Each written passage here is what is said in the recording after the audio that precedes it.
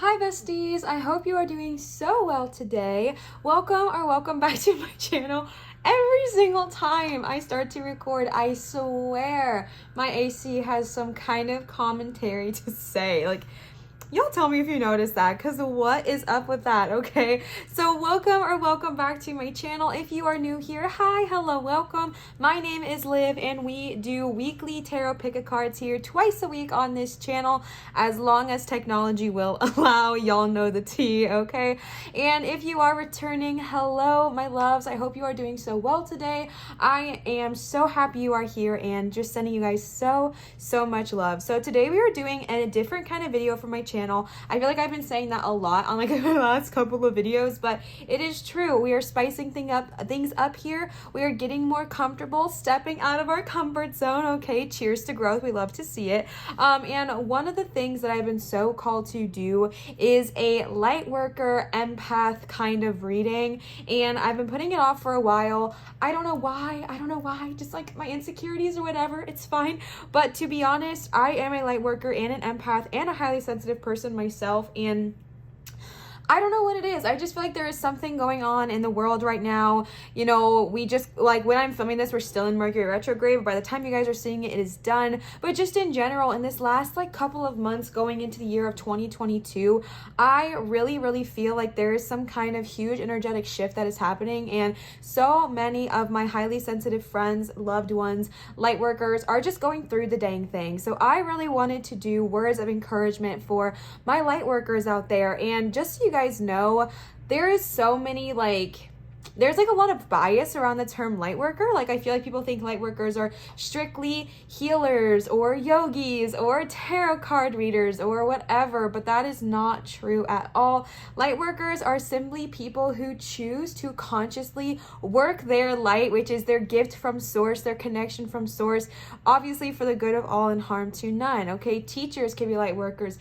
chefs could be light workers, a nightclub owner could be a light worker. There is no bias here, okay? We do not believe in that here on this channel, so all are welcome. All who are ready to start working their light and showing their light, you guys are all welcome here, as well as anybody who's not. You guys know that, okay? So I just kind of really was feeling a reading of encouragement today, a reading to uplift you. You've been going through it. If you've not been going through it, still just an encouraging word, an encouraging moment, and some just positive words of confirmation from our guides today. This is a timeless tarot. I did mention that while I am filming this, we are in the year of 2021, moving and transitioning very quickly and soon into 2022. But if you are watching this in 2027, hi, hello, welcome. I hope you are doing amazing. I don't know that you are. I don't know why you'd be watching in this many years, but if you are, hi, hello, welcome. So yes, this is a timeless tarot whenever you are seeing this, and I keep calling it tarot, but fun fact, today we are using oracle only for our reading. That was super loud to me, and that's what we're going with. So scratch all those times I said tarot, throw it out of your ears, okay? And if you have not watched an oracle only reading, I highly recommend you stick around because they are so much fun, very similar to tarot, and it just gives a little bit of a different twist onto just tarot card readings, okay? So if you are new to pick a cards, what you can do is you can pick based off of the stones, which I will show you, based off of the numbers 1, 2, or 3. You can go down to the description and see if your lucky number is next to the pile pick or your lucky emoji, or you can listen to the entire reading and really just pick what works for you. I mean, that's something you could definitely do for this reading because it's all words of encouragement and kind of guidance. So do whatever works for you. I'm going to give you guys some time to meditate, but first let's go ahead and check out our crystals. The first stone we have for pile number 1 is Agate, Botswana. This is one of my all-time favorite stones in general, is Botswana, and this is my only big piece I have of it actually, and it is absolutely stunning. All of the stones I picked today, I didn't even realize, are actually very healing and protective stones, which is great for my empaths out there, okay? So this is Agate, Botswana. This is going to be pile number 1's pick. Pile number 2, I have one of my favorite stones of all time. It is this gorgeous sodalite wand that my fiance got for me, I think about 2 years ago. I want to say about 2 years ago. Who knows? Maybe a year ago. I'm really bad with time, okay? But this is a gorgeous sodalite wand. Again, sodalite is also a very healing stone. Lots of beautiful properties, and to me, just this color combination is just the most beautiful, perfect combination that has ever existed. So absolutely love that stone. And then pile number 3 is our mystery stone here. I have showed this in one of my other videos. My sister to be actually got this for me when she was on vacation, and I think like North Carolina or something, and they were mining, and she got this. So many of you guys said it was amethyst. I do believe the person specifically said it wasn't amethyst, but you know what, for the sake of this, we're going to call it amethyst because it's incredibly beautiful. I can see why that would be amethyst, so we're just going to say that because I am not a rock knower, so I could not tell you if it was right or wrong. So we're gonna go with amethyst, and that is going to be for pile number 3. But in general, regardless of what the stone's name is, the properties are amazing, beautiful, wonderful, and healing, and came straight from the earth into my hand. So I absolutely love this stone so much. So those are your guys' 3 piles. I'm going to give you guys some time with some meditation music to chill out, vibe out, have a great time, and I will see you guys for your pile pick.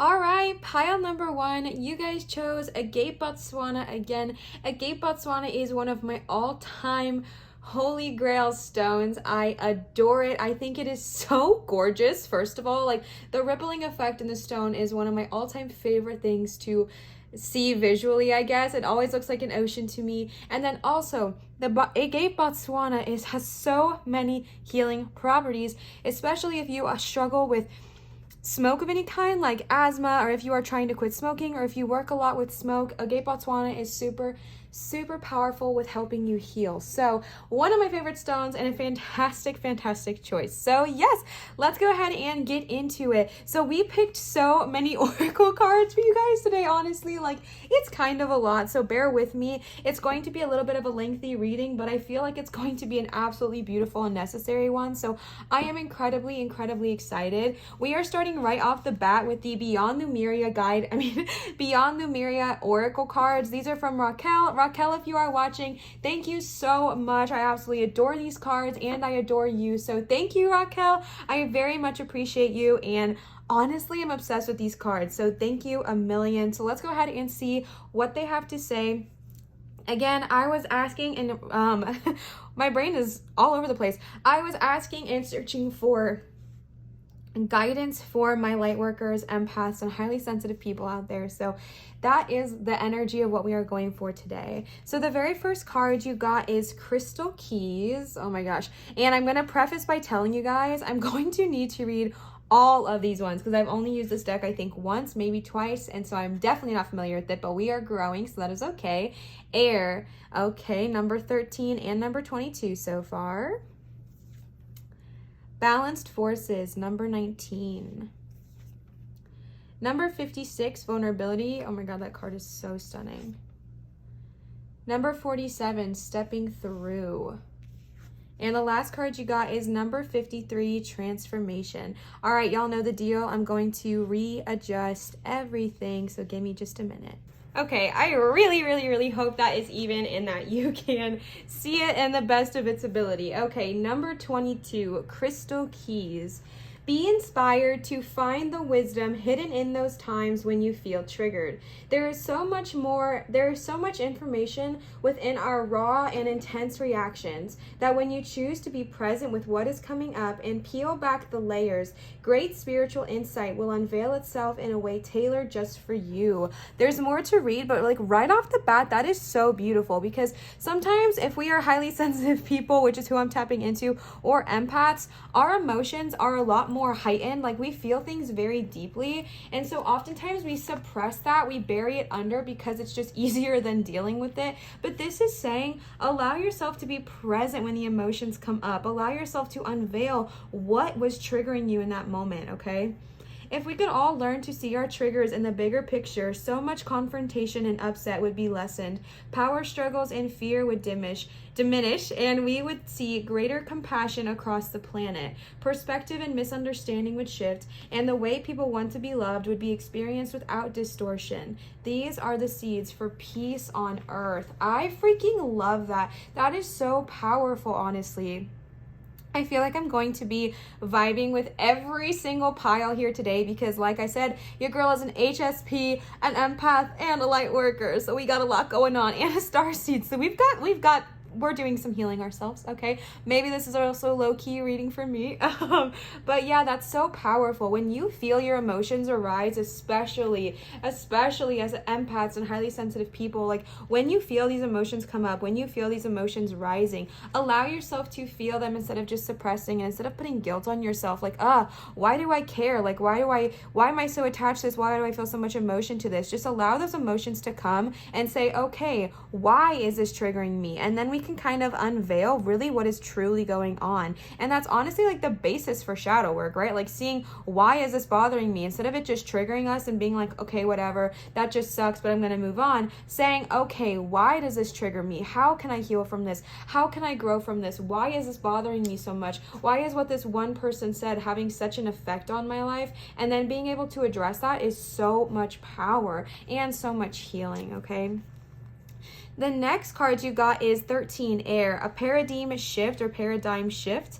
Okay, this says, we are in a time of great change, and the speed of our evolution is increasing exponentially. With our advancing technology and ability to communicate, more knowledge and power are available to us than we have had for centuries. There are also more platforms where we can share this information. Ain't that the truth? There's so many ways of sharing what we learn nowadays. Like, it's freaking crazy, okay? We have the ability to connect with the tribes who are making a difference, to connect with a web of change where our lights unite and increase. Information that was inaccessible, taboo, or shrouded in mystery, especially in the healing arts, is now available. That is so true, right? Like, I'm going to keep going, but that is so much power right now, because to be honest with you, there's this crazy shift happening. I talked about that in the beginning, about how these things like tarot reading or, healing, like energy work, all of that was so taboo. It was so looked down upon. Like, we all freaking know that, right? Like, we all know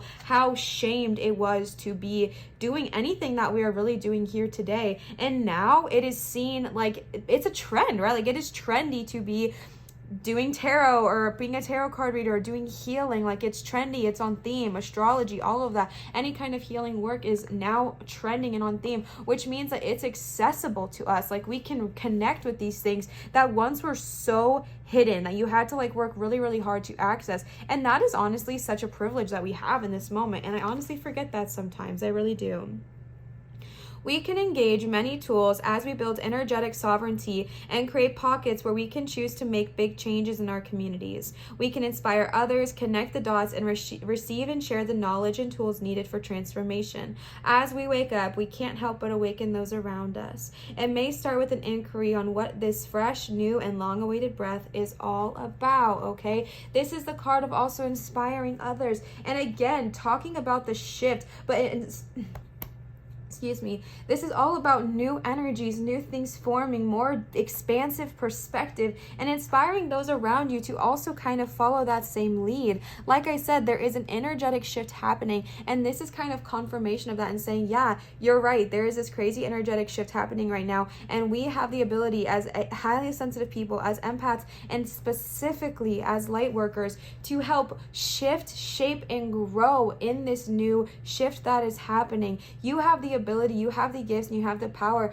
to help make such a beautiful influence on this world, and I really feel like the cards are calling you to do so in whatever talents, gifts, ways that you have, whatever it looks like for you. I feel like you are being heavily called to tap into that. The next card you got is number 19, Balanced Forces. This card invites you to look at masculine and feminine energy from a more balanced perspective. Is the situation at hand on the more masculine side of the spectrum? Can it be tempered with feminine energy and vice versa? Do you normally hold a position of one extreme? Okay, I have read this one before, and it talks basically very much in deep what is with my words today? It talks very much about the balancing of yin and yang energy. I feel like a lot of times we go about our day thinking that yin equals women and yang equals a man, but that is not true at all. We all have both yin and yang, masculine and feminine energies, and there needs to be a balance of that. Oftentimes we can operate from one or the other, and oftentimes it can be handled, just like they said, with the opposite, right? Like if we're feeling a very masculine energy going into a situation, we're very strong, we're very confrontational, we're very like boom, boom, boom, boom, boom. Can it be balanced? Can it be fixed with a little bit of yin energy, with a little bit of compassion, with a little bit of empathy, with a little bit of gentleness and kindness? So in general, just finding that balance between you, and this could be an balance inside of you in any aspect of your life, when it comes to working relationships, when it comes to friendships, when it comes to, yourself, like just kind of finding that balance, that balancing of energies within your body, within your chakras, within yourself.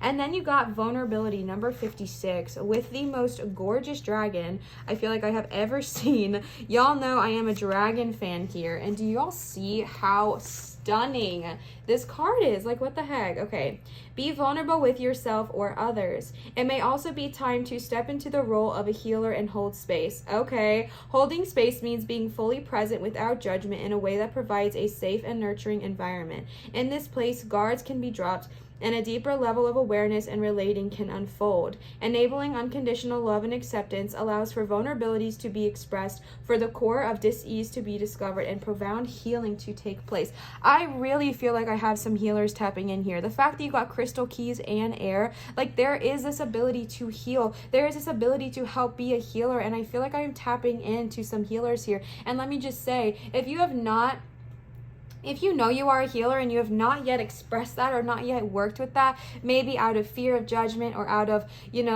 fear of failing or anything like that, this is your time, bestie. This is your time to step up and step out and say, okay, you know what? The world needs me, right? Like the paradigm shift. The world needs my energy right now. The world needs my healing. What can I do to step up and step out and say, okay, you know what? Here I am. This is what I have to offer, and let me be a healer. And again, healers can look like anything. Healers can be teachers. Healers can be best friends. Healers can be a cook. Healers can be a daycare teacher. Healers can be a bartender. Like, it doesn't matter what it looks like for you. What matters is that you are answering the call that you are being called to do for your soul, right? Of course, y'all know the drill. Good of all and harm to none. Okay, y'all know the drill here. But I just feel like in general, and especially when it talks with the balanced forces and vulnerability, if you weigh more heavy on the masculine energy dominated side of things, because to be honest with you, I am an empath, like I told you guys, and I always thought, oh my gosh, I'm so yin, like I have so much yin energy, until I realized I'm actually very masculine dominated. And because I was an empath, because I was taking on so much energy all the time, I built up like a very hard callus around my body, to be honest. Like, I'm not a literal callus, but like an energetic callus, so to speak, where if people wanted to get to the core of me, it was like breaking down a wall. And what would happen is I would give them very surface levels of what I felt. Oh, I'm upset because of this, this, and this. But I would never truly say what was going on with me. I would never truly talk about that, because it was very hard for me to tap into my yin energy of being very like open and very vulnerable. It was very, very, very hard for me. Y'all, I'm trying to wear rings to look pretty for you, and it is not my vibe. I am having such a hard time. My fingers are so irritated. But I just feel like in general, with the balanced forces and vulnerability, if you have a hard time being vulnerable for yourself or for others, but you have a very easy time letting them be vulnerable to you, also remember that it's okay for you to also be vulnerable to others as well, and open yourself up, because often as healers, often as empaths, we take on so much shit. Like, we take on so much from everybody else. We take on all their emotions. We take on everything from the grocery store. Like, you walk outside and it's like getting smacked by emotions and energy everywhere, that it's very, very hard for us to also open up ourselves. So just remember that vulnerability is not a bad thing, and vulnerability is actually a strength, and it's a very beautiful thing. And then you got number 47, stepping through. Okay.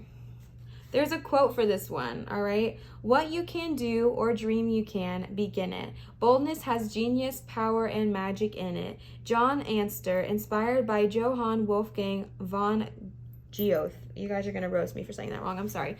All right, ready? Stepping freaking through. The time is now. No more excuses. No more tomorrows. Whatever you've been putting off, the universe is now pushing you to make it happen. You may feel a little outside your comfort zone, but that is where the magic happens. Take a leap. Combine your intuition with an action plan. Break it down and trust the puzzle will come together piece by piece through a courageous act of making a start. Bestie, that's what we're saying, right? Sorry for the bonking. I did not mean to do that.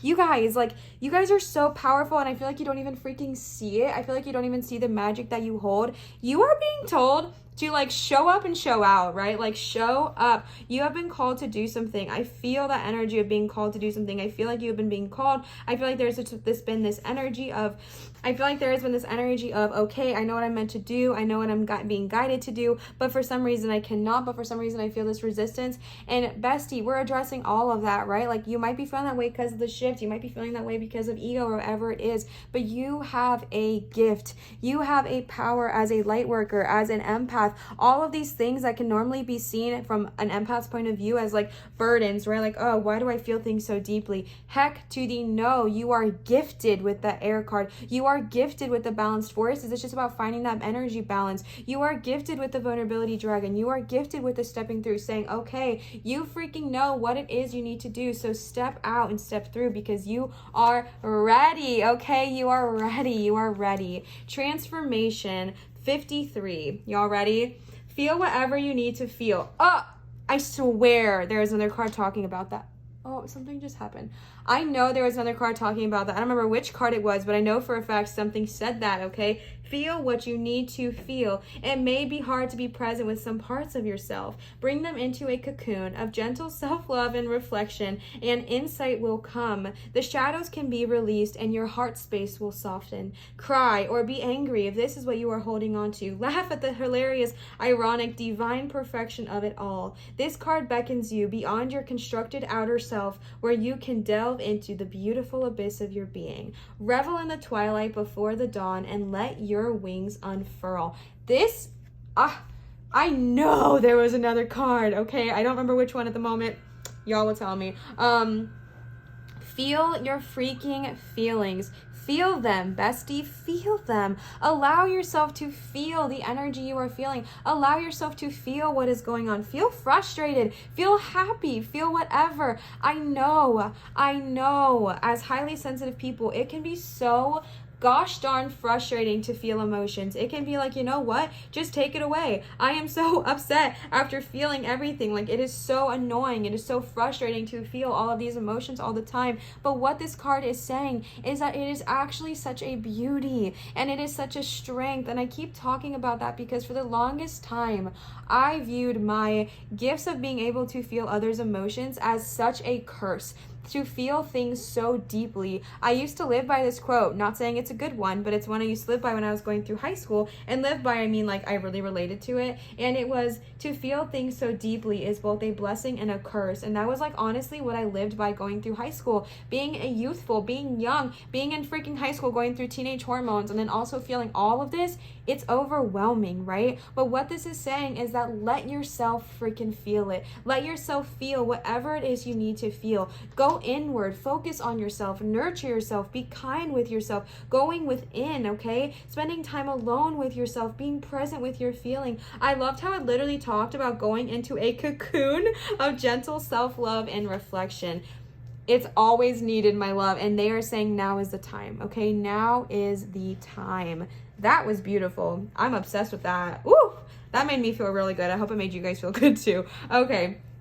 And then we got a chunk ton of Work Your Light Oracle cards. Y'all know I had to use the Work Your Light Oracle cards because of the reading, okay? These are from Laura. Laura, if you are watching, thank you so much. I love these cards and I love you. I am so appreciative and they are perfect for the occasion. You guys got a lot, so buckle in and be patient, okay? Let's go ahead and see what the Oracle have to say.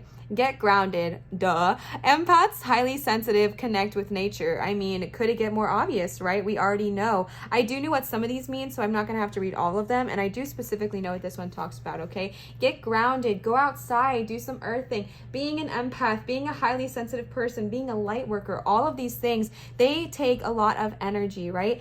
And they take a lot of your own energy, and it can be very, very draining. It can be very, overwhelming. So go get grounded, okay? Go outside and connect with Gaia. Go outside and connect with Mother Earth. You can do some chakra runs if that is what helps you get grounded. You can sage, you can cleanse yourself, okay? You can do whatever it is you need to do. But the important message here is to protect yourself and get grounded so that when you are feeling overwhelmed with emotions, when you are going through this transformation, this vulnerability, and the air energy and stepping, honestly, all of them. When you are feeling your feelings, you can also ground yourself afterwards if you feel too overwhelmed by your own emotions by just going and taking a quick walk outside or connecting with some crystals or saging or cleansing or eating grounding food. Whatever it looks like for you, just go get grounded, okay? It also talks about how, you know, your energy, it is precious. Your energy is so precious. So just make sure that after you do spend time with a lot of like energy, I don't like the word draining, but like around the energy draining energies, so like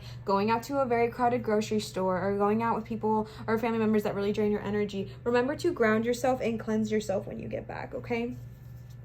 And then you got answer the call. What is your soul calling you to do? My loves, I feel like that was stepping through vulnerability, air, the keys, that was keys, right? Something about keys.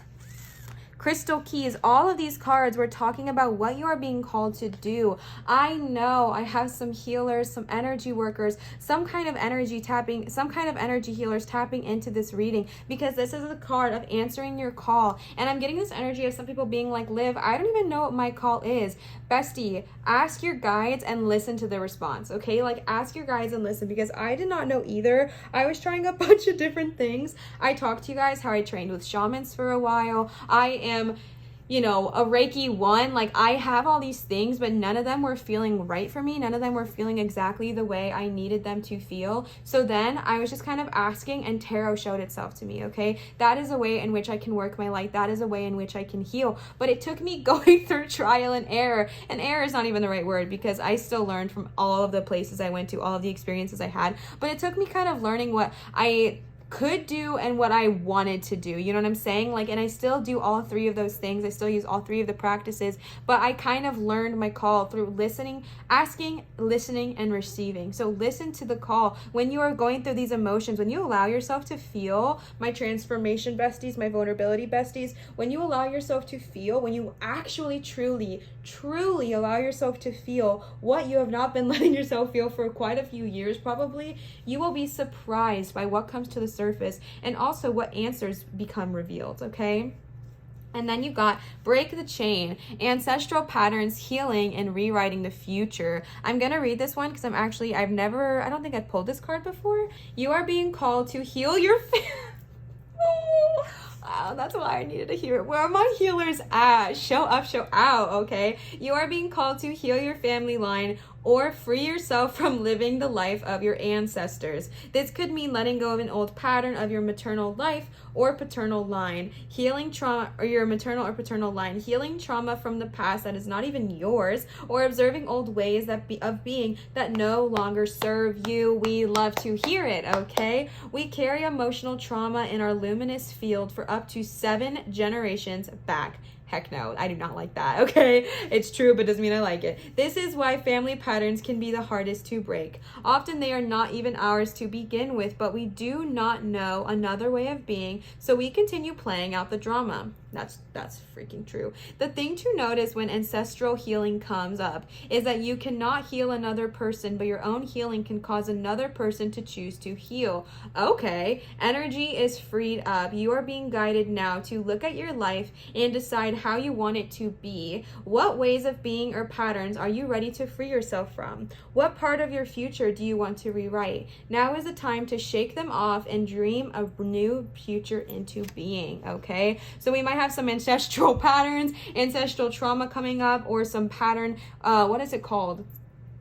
Like behavior circles is something I learned once upon a time, and it's basically like we get into these circles, these cycles of behavior, and it's not that it's necessarily a bad thing, but it's maybe just not living the life the way we want to live it. I've been for like the last maybe like 3 or 4 years breaking ancestral patterns, like breaking, and one just came up like the last 2 months, and I'm still working on breaking it, okay? So be gentle with yourself, be patient, but also understand that you do not have to live in those same cycles that do not serve you. You are able to break out, okay? And you're being called to heal that family line, okay? And then you got soul family. Call in your tribe. You do not have to do it alone.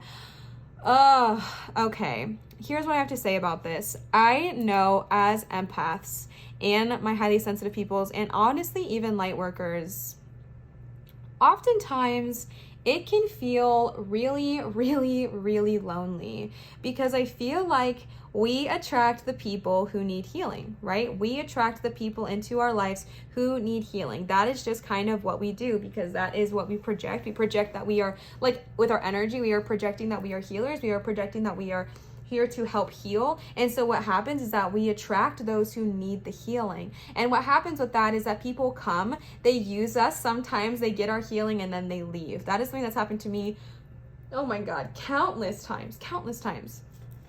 And it can honestly feel so alone. It can feel so lonely. It can feel like you have no one or nothing, or that, you're just out here absorbing all these emotions alone. And bestie, you are not alone, okay? You have a soul family, all right? The thing with this card is that if you don't feel them yet, if you don't have them yet, just know that they are close by. And the way to attract them into your life, the way to call them to you, is by not dimming your light, okay? There is no need to dim our lights here. We do not believe in that, okay? Shine that light so freaking bright, okay? Shine bright like a diamond. That's what's coming to my head, so we're gonna roll with this. Shine bright like a diamond, okay? Shine freaking bright. Your family, your tribe is there. They are near you. They are people out there who are very, very similar to you, who want to help you, who want to support you. But it sometimes feels like we can't feel them. Sometimes you feel like they're not near us, but they are. But in order for them to find you, in order for you to recognize when they do find you, it is so important that you let yourself be fully, truly, authentically seen as your real self. And that is how you are going to really find the soul family and the people that resonate the most with you. But just know that if you are feeling alone, if you are feeling like you have no one and that your tribe is nowhere to be found, they are, okay? They are there. They are out there. They are ready to find you, but we have to be our most authentic self, so that when they do find us, we recognize them, okay? The next card you got is yes. Just say yes. Yes, yes, yes, yes, yes, yes, yes, yes, yes, okay? What a positive omen. I mean, I don't have to go like too much in detail with this card. It's very obvious what it says, okay? This is the card of saying yes. I really feel like you guys were told 1, 2, 3, 4, 5, 6 times to, and kind of with the break the chain, to answer your soul's calling. Your soul's calling might be to break some of these ancestral chains, so that way in your next time, you don't have to go through this again, right? And I feel like it is so important. It is so powerful, and it is so loving.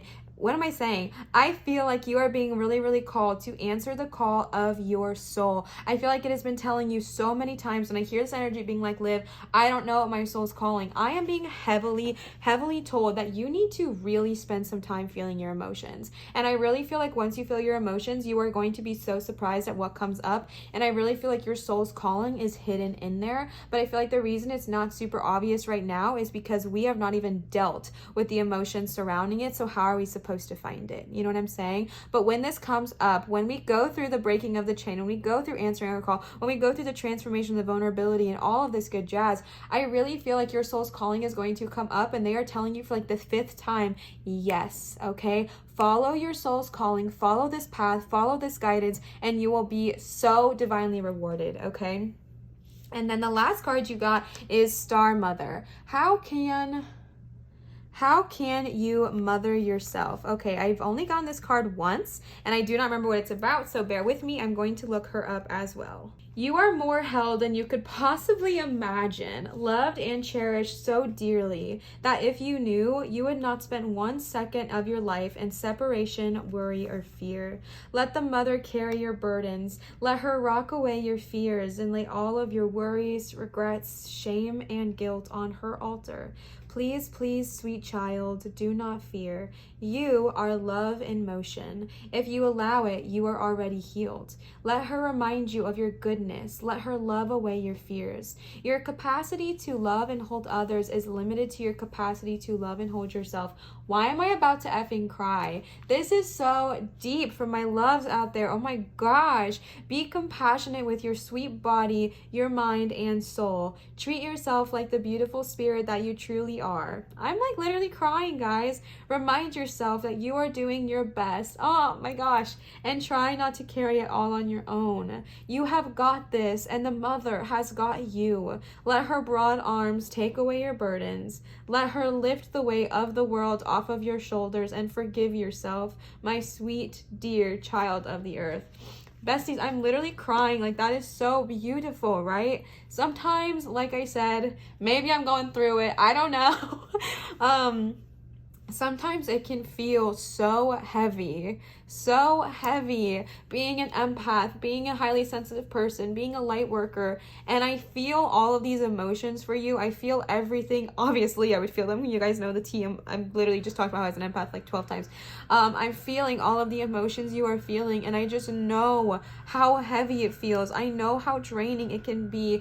I wish I didn't, like, selfishly, I wish I didn't, but I truly do. I truly do understand how heavy it is. I know how heavy it is, and this is the card. When you get vulnerable, my love, when you go through this transformation of allowing yourself to feel what you need to feel, it might be hard and it might suck and it might feel like you are so alone, but just know you are not, and know that when you are feeling this heavy burden, allow yourself to call on Mother, allow yourself to call on Gaia, and just say, please wrap me up like a little baby and take care of me, because I need it. And she will, okay? She will. That is too much for me. I'm literally crying right now. I really needed that. I hope it resonated with one of you guys as well. Okay. The next cards we have are the Divine Animal Oracle cards from Nanda. Nanda, if you are watching, thank you so much. I absolutely love these cards, and I am so freaking grateful to you. So thank you so much, Nanda, for these gorgeous cards. Let's go ahead and see what they have to say. The first card you got is Gorilla, Peace. I know that the Crystal Keys talked specifically about peace on this earth and how much you can bring that. Ooh, okay. I've never pulled that card, so I'm going to have to read that one as well. Peregrine Falcon, Observation. I have been getting this card like all the time. Oh my goodness. I feel like I've gotten this in at least every reading I've done with this deck. I feel like this card has popped up. Oh my goodness. Okay. And then the last card you got is Tiger Will. I've never pulled this card either. Okay, so I don't need to read the Peregrine one, but I'm going to read the Gorilla. Is that number 1 or number 4? Because I just got this deck as well. Thank you so much, Nanda, for your amazing gift. I appreciate you so much. Okay, number 1, Gorilla. Peace. To seek or negotiate for peace is a position of strength, not weakness. Choose peace rather than war. Strong leaders lead by example. The greatest kind of strength involves restraint. Do not judge a book by its cover. That is beautiful. I love that. Peace. To seek or negotiate for peace is a position of strength, not weakness. I feel like as empaths, you probably negotiate for peace a lot. I feel like you probably advocate for like the, everything's fine, like the people pleasers, the calmers, everyone that wants everything to be happy, good all the time. But to be honest, like that is such a freaking strength to be able to negotiate for peace, to be able to negotiate for that. I feel like a lot of times it can be seen as, sorry, the face on that mask, like I think that's a mask, like really threw me off. Distractions. To negotiate for peace, it's such a freaking strength. It is not a weakness at all. It is not a weakness to want to be happy. It is not a weakness to want to bring calmness and clarity. That is how you help people. That is how you heal people. And remember that that is also a strength. I feel like that's what I'm being told to tell you, is that that is a strength. As much as it sometimes feels like a weakness to always be the one to bring peace, know that it is actually a strength, okay? And then the next card you got, like I mentioned, is Peregrine Falcon. I still don't know how to say it. This is also Horus, the Eye of Horus. I've recently learned that. All good fun. Oh, I'm so sorry.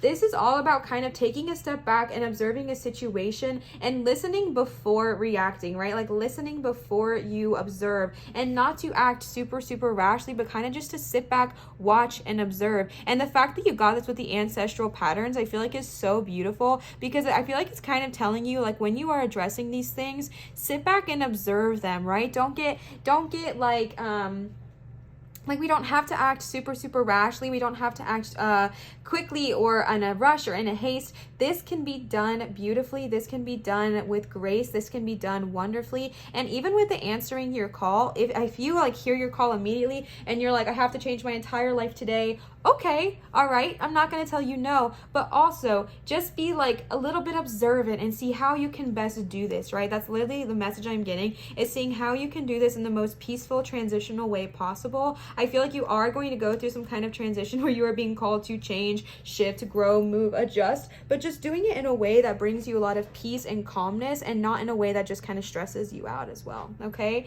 The last card you got for these is Tiger, Will. Exercise your will and determination.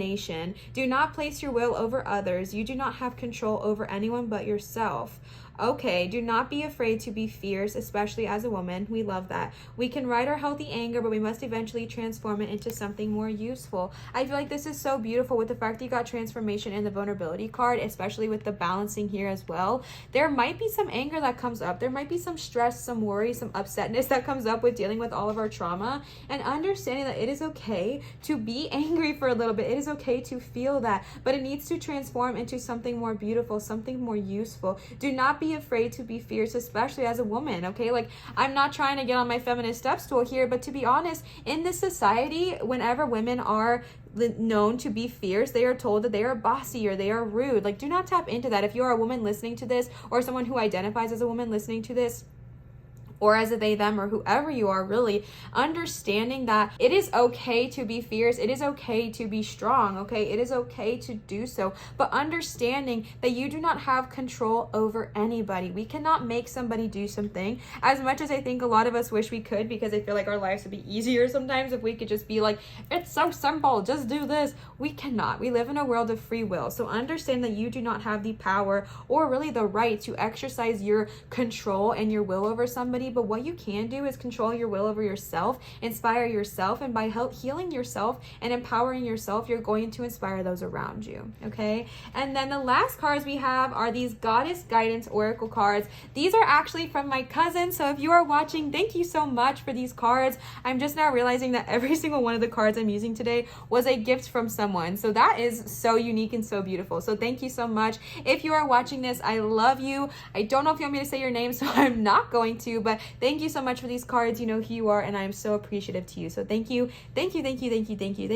For this one, I did ask if there were any goddesses that would like to work with you or help you, and also just any messages they would like to share, and you got a ton. So if you are someone who likes working with goddesses and deities, you've got a lot that want to work with you, but if you are not, you can totally just observe the messages and take them like that, and that is totally fine. So the first card you got is Unag. Easy does it. There is no need to hurry or force things to happen. Okay, observation. Everything is occurring in perfect timing. We love that. I want to make sure I am pronouncing her name correctly because, you know, sometimes I don't. Let's see. Una. See, I was wrong. Una. Easy does it. There is no need to rush, bestie. Peregrine Falcon in peace. There is no need to rush. Understand that you are going this way anyways. You are like headed in the direction of healing. You are taking this step. You are doing what you need to do. You are going this way, but it doesn't have to be a rushed energy. It can happen in perfect timing. Also, Una might want to be someone who would like to reach out to you. The next one you got is May Eve. Cycles and rhythm. Honor the cycles of your body, energy levels, and emotions. Honestly, that peeves me off right now because I just started my period and no one likes it, right? Like, it's not comfortable, so I'm a little bit annoyed by it. So I always like to work with her during that time of the month. Doesn't mean it's great, okay? This card talks about how everything is in cycles. Everything is in cycles. The moon, the stars, the universe, everything inhales and then exhales again. So why would you be surprised or upset that we also have cycles, okay? There are times when you feel energized, awake, alive. There are other times where you feel isolated and shy, and your body too goes through okay, so much energy. Maeve might really want to work with you. Goes through your own pronounced cycles and changes, and it's time to celebrate the rhythms. Embrace them as you go through them. Embrace this energy that is happening. I also pronounced her name wrong. It's Maeve. Oh my gosh. Not the hiccups. That's not good. No one wants that. People have been commenting on my video like, girl, your hiccups, your burps, your yawns, they're annoying.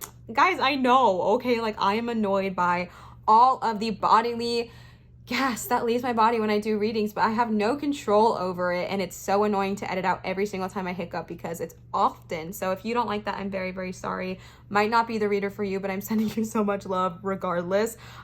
Simply cannot control it, okay? Maeve, she might really be wanting to work with you because she gave me all the energy. But if you are struggling with going through the cycle of healing, if you are struggling with that ancestral cycles as well, understand that everything happens in cycles, which means that if you are going through a hard time right now, it is a cycle, meaning that there's beauty coming after. And if you're in a great time right now, riding that wave, okay? Enjoying everything as it comes. The next card you got is Cordelia. Let me see if I'm saying that right. Cordelia, go outside. Cordelia. Close. Okay, you have been indoors too long. Go outside and get some fresh air. I feel like with that Get Grounded card that's back up there, this is so loud. So if you are someone who can get stuck inside too often, especially for my HSPs out there and my empaths, if it gets overwhelming to go outside because there's just so much energy out there, so you feel safer inside, that is okay. That is normal. But also understanding that it is so important to go outside. It is so important to connect to Gaia, to connect to Cordelia, to connect to all of these people. It is so necessary to get outside, get some fresh air, and go ground. And I feel like that is a super loud message for you. So if you are going through some energy shifting or anything like that, be gentle with yourself. And if you are struggling, go get a breath of fresh air, okay? And the next goddess you got is Kali. The old must be released so that the new can enter. Wow, she is intense. My mom might be listening. My mom loves Kali. Your current changes are for the best. Keep your thoughts positive as they are very, very powerful. What appears to be loss is really the beginning of a happy new phase. Let the past go as it's time to move on. Beautiful, beautiful, okay? This is all, I feel like even with cycle and rhythms, this is okay. Some things might end, but they end so that more beautiful things are to bloom. If you've been going through like a loss of something right now, just know that with endings also come beginnings, especially with Maeve as well. With endings become new cycles. With endings become new beginnings. And understanding that what seems like a struggle right now is actually something that is so beautiful and that is happening for you. This message has been in my head like all week, and it's the message of it's happening for you, not to you. And I feel like that is a very powerful energy here as well. The next card you got is Siege, Quiet Time. Take some quiet time alone to rest, meditate, and contemplate. I want to make sure I'm pronouncing her name correct as well. Okay, pronounced Sig or Siege. Okay, so you can really say it either way. I really feel like this is so powerful. Oh my gosh, there's a quote from her. I'm gonna read it. It says, "Shh, dearest one, quiet your mind, breathe, and let go of words, worry, and plans. Go into that space of silence deep within you, that vortex of peace where the world doesn't enter. Now is the time to retreat in silence and spend some time alone. I'll lovingly help you rejuvenate and recenter yourself. Don't try to make any decisions just now. Just allow yourself in your mind to be at rest. You'll know soon enough when it's time to take action, but for now, quiet your mind and rest. That literally, I just got like such an energy in my stomach. Oh my gosh. Maybe I need to work with Siege, okay? That is powerful. You got so many cards saying the same thing. Peace, observation, easy does it, vulnerability, transformation. Remember, this card was making a beautiful cocoon of self-love and retreat. And I just feel like this is so necessary right now. Allow yourself to feel your emotions, rest, meditate, contemplate, and join in that energy, okay? Wow, that is...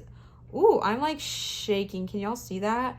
Wow, Siege is powerful. Okay, I really feel that. The last card you got is Nematona, Sacred Space. Create an altar or visit a powerful place to connect with the divine. All right, whew, this is beautiful, okay? This is all about connecting with the divine, getting back in touch with the divine. I feel like you got so many cards about this anyways, and I feel like if you are, you know, a light worker, a healer, a highly sensitive person, an empath, you are already probably really connected to source. But if you've been struggling lately, like I feel like a lot of the masses have been, creating a sacred space, whether it's an altar in your home or whether it is going to a temple, whether it's going to a natural place of beauty where you feel really connected, connecting with that place, connecting with the divine and understanding that they are here for you, that there's this beautiful energy where you connect, you can worship, and you can pay your respects to the beautiful, powerful energy that is there. And also, all of these goddesses might want to reach out and work with you as well. So again, if you are comfortable working with goddesses, my left shoulder, I feel like I just got like the most tingly sensation there. So Nematona might really want to reach out to you as well. So if you are someone that likes working with goddesses and deities, these are some really great ones to reach out to, and they're all ones that really would like to work with you as well, okay? Pile number 1, my Starseeds, my Lightworkers, my Empaths, my highly sensitive babes. What is up, okay? I love you so much. I hope you know how worthy you are, how amazing you are, how wonderful and divine you are, and I am just sending you so much love, so much love. If this video did resonate with you, please feel free to leave a comment down below. 1, this really helps me out and it helps my channel growth like tremendously, and it's a very easy way to support my channel. And 2, I love interacting with you guys. I love engaging with you guys. And this might be an easy way to find some of your tribe, because if we are all HSPs and empaths and we're connecting with each other, it might be an easy way to find some other people who are like-minded with you. So good thing to do in the comments as well for this video. And I want to give another huge shout out to literally every single person who donated these cards and not donated, you guys gifted me these, who gifted these cards to me today. We are starting off with Raquel for the gorgeous Beyond the Myria cards. Then we have Laura with the divine, stunning Work Your Light Oracle cards. And then Nanda with the divine Oracle cards. And then my sweet dear cousin, whose name I'm not going to say in case you don't want me to, with the gorgeous goddess Oracle cards. Thank you guys all so much. I am so appreciative to you. If you are wanting to gift to either me or the channel, I wanted to remind you guys that my Venmo is always in my description down below. If you are wanting to leave a tip, this is what I am doing full time right now, thanks to you guys, which is such a blessing. And honestly, tips, all of that kind of good jazz is the reason I'm able to keep doing it and why it is able to be my full-time job, and I can pump out more content for you guys and all that good jazz. So if you would like to leave a tip, that is a very easy way to do so on my Venmo down in my description. And I wanted to give you guys another reminder that I do accept private tarot readings at www.marinastarot.com. If you are wanting to book a reading with me, that is the place to do so. All right, I am sending you guys so much love, so much light, and I hope you have a wonderful rest of your day or night whenever you are seeing this. Bye, Pile 1. I adore you. I adore you. Okay. Oh, I forgot to say, always remember to show others love, show your light, and shine so bright. And I will see you guys for our next video. Bye, Pile 1. All right, pile number 2, you guys chose the gorgeous Sodalite wand. Like I told you guys, this was a gift from me from my sweet fiance a year or 2 years or 3 years ago. I simply do not remember. I'm very, very sorry. But Sodalite is an incredibly powerful wand, or not. Sodalite is an incredibly powerful stone as well. Honestly, all three of the stones used here today are wonderful healing stones. Very good for calming. This one is really good for balancing the yin and yang polarities, the masculine and feminine, and all of that good jazz. So let's go ahead and get into it. As a reminder, we are tapping into the energy of any kind of guidance, encouragement, loving energy for my light workers, my highly sensitive people, and my empaths out there, as well as maybe some starseeds tapping in, okay? So we are doing a lot of oracle cards, so bear with me today. It might be a lengthy reading. If you hear jingle jangling in the background, that is my cat.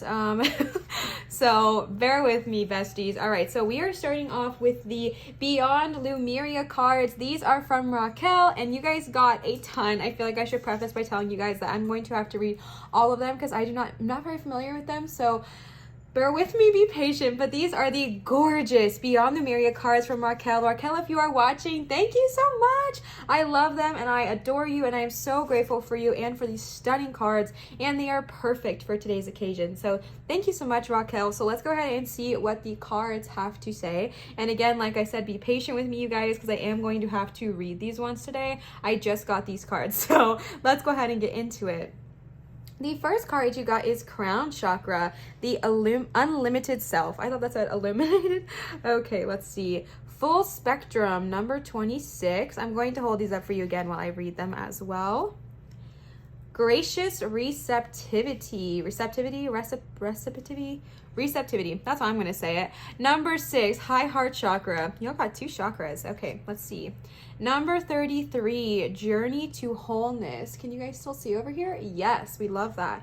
Okay, number 51, The Sound of the Universe. And the last one you got is Communication Co-Creation. Y'all know the drill. I'm going to reset and I'll be right back. All right, my love, so let's go ahead and get into it. Like I told you guys, I'm going to be reading these cards as I just received them, but I absolutely adore them. So let's go ahead and tap on into it. The first card is number 9, Crown Chakra, the Unlimited Self.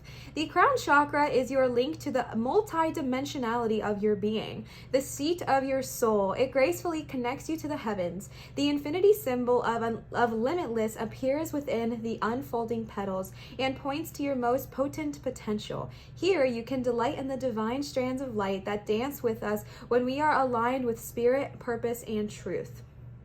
So this is all about devotion, inner guidance, visionary inspiration, fathoming beyond the mind, enlightenment, connecting to the universe, and life force energy. So besties, of course we're probably connected to our crown chakra, right? I feel like a lot of us as highly sensitive people and empaths and light workers can be very connected to our crown chakra. If you've been feeling like it's been a little closed off lately, if you've been going through something, if it has been a hard little bit of time, just know that your crown chakra is never closed. The only time it's closed is when we choose to close it, and then it can be reopened. Okay, so you are never without. This could be time to kind of go inward, focus on your crown chakra, focus on some healing, kind of spend some time with some devotion, connecting to Gaia, source, the unlimited potential. Okay, and then you got number 26, Full Spectrum. Step out of the black and white mentality of judgment. Go beyond the concepts of good and bad. This card invites you to honor the full spectrum of life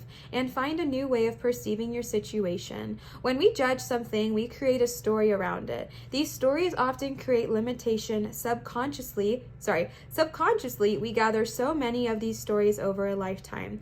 To heal our dis-ease and crystallize the new way, we need to create a space of no story where miraculous healing can happen. This space empowers us to be all where we are and allows us to know the truth.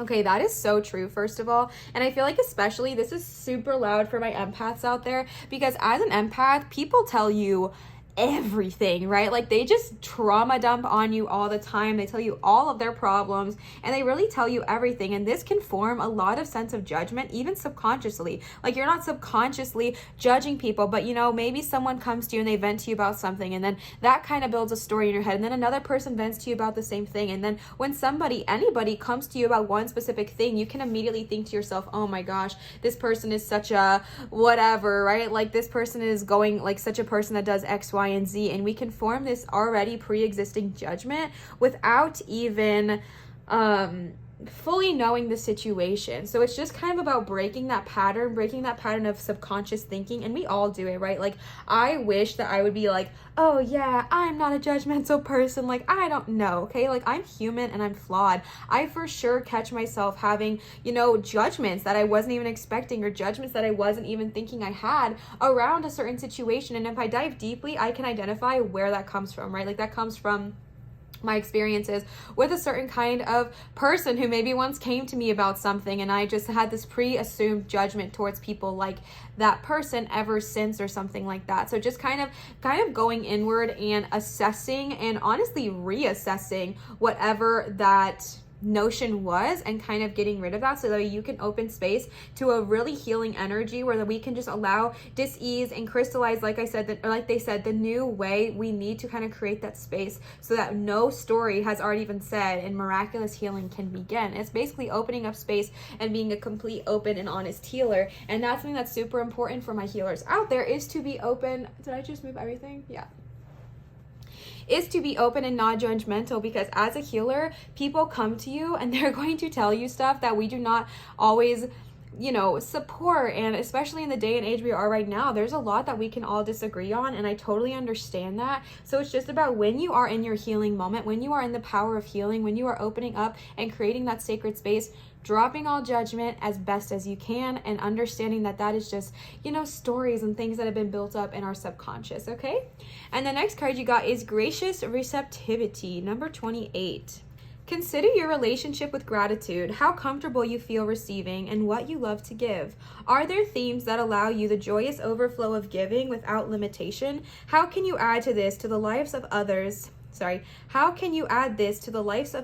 more often, away from the fear that you will get used up if you give without guaranteed reciprocity? Why can I not say that? Someone told me the word and I still can't say it. Are there areas where you are overextending yourself? Can you give more from the areas where you are stronger and have more skill capacity? Okay, I'm going to keep reading, but I specifically feel like this is so powerful for everyone always, of course, but for my empaths out there, the ones that we are talking to today, oh my gosh, right? Because sometimes we can feel so burnt out, we can feel so overwhelmed. There was a point in my life, literally like 2 years ago, where I just decided I never wanted another friend. It gets dark here, bear with me, because I was like, I'm so freaking sick of being taken advantage of. I am so tired of people just coming and using me. So you know what? I'm just gonna not make myself available. If I don't make myself available, then people can't use and abuse me. Haha, like I win. Tricked ya, like reverse psychology, you guys. But it wasn't healthy and it wasn't good for me, okay? And I really feel like that's what it's tapping into here, is that there is this energy that we might be afraid that if we keep giving, if we keep healing, if we keep being, the shoulder for everyone to lean their heads on, that we're just going to get used up. And what sucks is, as healers, there's like 9 times out of 10 of people don't say thank you, right? Like I get that so much, where you're just like, okay, dang, like you're welcome, like, okay, sure. And it can get really frustrating and it can really, really hurt. And I feel like that's who this card is talking to right now. It says, right now you may feel like you have little to give. If so, allow yourself to receive more. The gift of the sun on your face on a winter's day. I mean, I live in Florida, but we feel what you're saying. Or a compliment from a stranger. Allow yourself to drink every single drop. After all, it is up to you how deeply you wish to drink of the gift that is shared. Often, we take only a little sip, even when there is so much more we could appreciate. And yet, it is so beautiful when you give to someone and they light up and receive it fully. Gratitude, self-love, and self-worth are all interwoven with the capacity to receive. Together, they nourish your soul. Step into your heart space by listing all you're grateful for, and notice how full you start to feel. From this place, your gifting capacity can spiral upward, okay? So for my givers out there, for my HSPs out there, for my empaths, for my healers out there, for my light workers, sometimes, like it talked about, you can feel like we talked about just like a second ago, you can be afraid to get used up. But when you're feeling that energy, when you're feeling like people are just taking advantage of you, take a moment, take a beat, and take a breather, and allow yourself to fully soak up everything you have in this world. Be grateful for what is around you, like they said, whether it's Gaia giving you a gentle kiss on the cheek with the sun, or whether it's Gaia giving you a gentle kiss on your toes with the water, whatever it looks like just understanding that you have so much in this world that we actually can be grateful for. And if we're feeling that energy of like we don't want to give because we don't want to get used, stepping into the energy of gratitude I think will really, really help in this moment. And I love that they talked about, you know, as healers, as we are all healers here listening, I'm so sorry. Or, you know, HSPs, you know, you guys know the drill. I've said it like 12 times. We love to give, right? We love to give, we love to heal, we love to help. And we know how beautiful, how wonderful, and how passionate it is to, or not passionate, but like how beautiful it is to give to someone and watch their face light up as they fully receive it. And how often do you fully receive? You know what I'm saying? How often is it that when someone gives you a compliment, you allow yourself to fully feel it? You allow yourself to fully bask in that energy. You don't just take it halfway. You don't just take a little sip. You take the whole big gulp, baby. You take the whole big gulp. You say, that was delicioso. Give me some more of that, right? Like tapping into that energy of, oh, that was wonderful, that was delicious, let me get another sip of that, that was wonderful. And allowing yourself to fully feel that will allow you to give even more, okay? All right, and then you guys got number 6. Did I hold this up for you, by the way? I have no recollection if I did. It is gorgeous. Look at that eye in her throat. Woo! Powerful energy. These cards have insanely powerful energy. I hope you guys feel them on camera as much as I feel them in real life. It's nutsos. Okay, number 6, high heart chakra, ecstatic bliss. This card taps into the blissful oneness we feel as we drop away our edges and protective containers. This is the place where we feel held and seen, enough to flow into oneness, where the eternal part of me meets the eternal part of you. This is the selfless state where our higher selves commune for eliminated perspective on how we share, gift, and lift others in our joyful overflow. Consider your life purpose by exploring what allows you to give in joy. This is so freaking powerful with that gracious receptivity. Your high heart chakra, which is like your heart chakra that's like outside of your it was called like the etheric heart chakra too, I think is what I was taught, but it's like outside of your normal chakras. I'm doing a horrible job explaining it because I don't fully know what I'm talking about, okay? But I love this energy, divine love, selflessness, spiritual compassion, oneness through heart-centered bliss, healing, gratitude. I feel like I'm tapping into people who were like, I feel like I was in this place of this energy not very long ago at all, and I honestly still go through it sometimes, but I feel like I'm tapping into a lot of people who are like a very strong energy of my healers who are just kind of burnt out right now, and that's honestly what I'm feeling. I'm feeling a lot of like burnt outness, and honestly like I feel like you're not even like wanting to give that much of yourself anymore because maybe you got burnt out, or maybe you're tired, or maybe you just have gone through something, or maybe people have just taken advantage of you. And I feel like you are being called to remember that you have a freaking gift with being able to be a healer, with being able to be a light worker. Like you have such a freaking gift and such a beautiful power, and it needs to be given, right? Like the world needs your gift, the world needs your energy.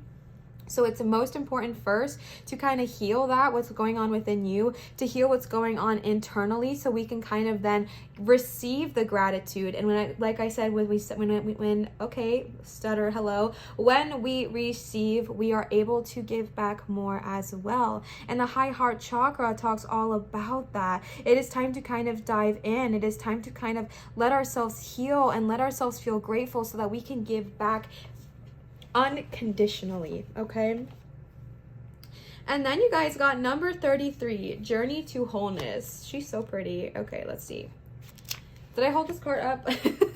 Why do I feel like I can't remember anything right now? This is high heart chakra. Gorgeous, stunning. Look at the little birds down there. We love to see it. Okay, next. The Journey to Wholeness, number 33. All right. This card is about loving yourself and others from a sense of wholeness, exactly as you are right now. It is only from this space that healing can take place. We may find ourselves in relationships or scenarios where we can see great potential. We may have concepts of others that are not really who they are. Duh, we all do that, right? Due to subconscious projections or ideals. Okay, full spectrum.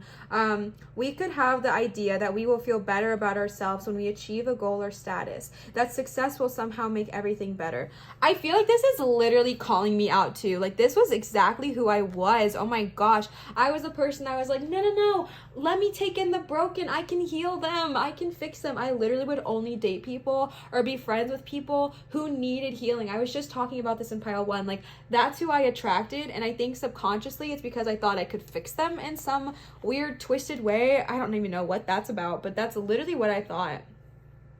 Okay. We could have the idea that we will feel better about ourselves when we achieve a goal or status, that success will somehow make everything better. Unfortunately, this takes us out of the present and makes our love somewhat conditional. To be a healer, okay, healers, all right, light workers, tapping in, transcend the perspective that the being in front of you needs to be fixed. Are they roasting like 2017 Liv or what? Like, they are literally roasting me right now. It is bringing up shadows that I have dealt with, but probably not entirely.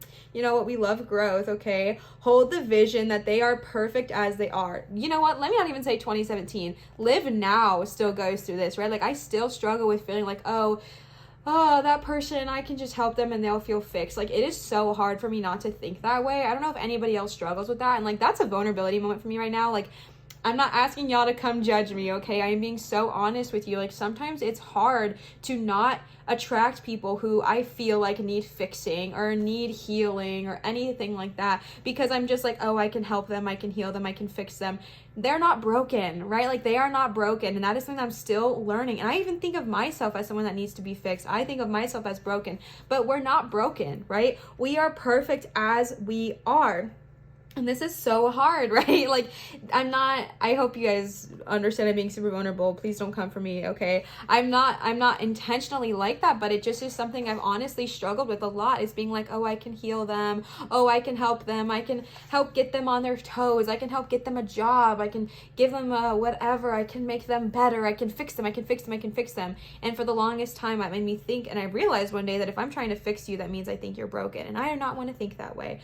So that's a very, very powerful message, and I hope it's resonating with one of you as well, okay? Hold the vision that they are perfect as they are. From this place, they can heal themselves through the transformative power of acceptance. Acknowledge the full spectrum. Oh, I wish I was joking. I need y'all to read. Acknowledge the full spectrum, word for word, okay, of a picture, and bring any fractured parts back to the present moment. In this place, we are a whole, and thus have the power to step into the brightest version of ourselves. I feel like I got distracted, so I'm going to reread that sentence. Acknowledge the full spectrum of a picture and bring any fractured parts back to the present moment. In this place, we are whole, and thus have the power to step into the brightest versions of ourselves. Unconditional love. I love this, okay? Because this is so beautiful, because it's calling on us. Like, it's straight up calling us out and being like, we do not need to fix anyone. Once we open up a place where we accept them exactly as they are, once we accept that they are perfect exactly as they are, they can do the introspection, they can do the observing, and they can heal themselves. And then you just get to be the supportive person that gets to watch and enjoy it. That is so beautiful. Woo, that roasted me in one too many ways. It's fine. We're fine. Right. Okay. The sound of the universe. Let's get into it. Let me see. Number 51, the sound of the universe. All right. Your psychic toolkit, recentering practices. Okay. Wait. No. All right. The sound of the universe. Having your world shaken up even a little can invite a deeper glimpse of the great mystery of your life. There are myriad, M-Y-R-A-D, myriad. Okay, good job, Olivia.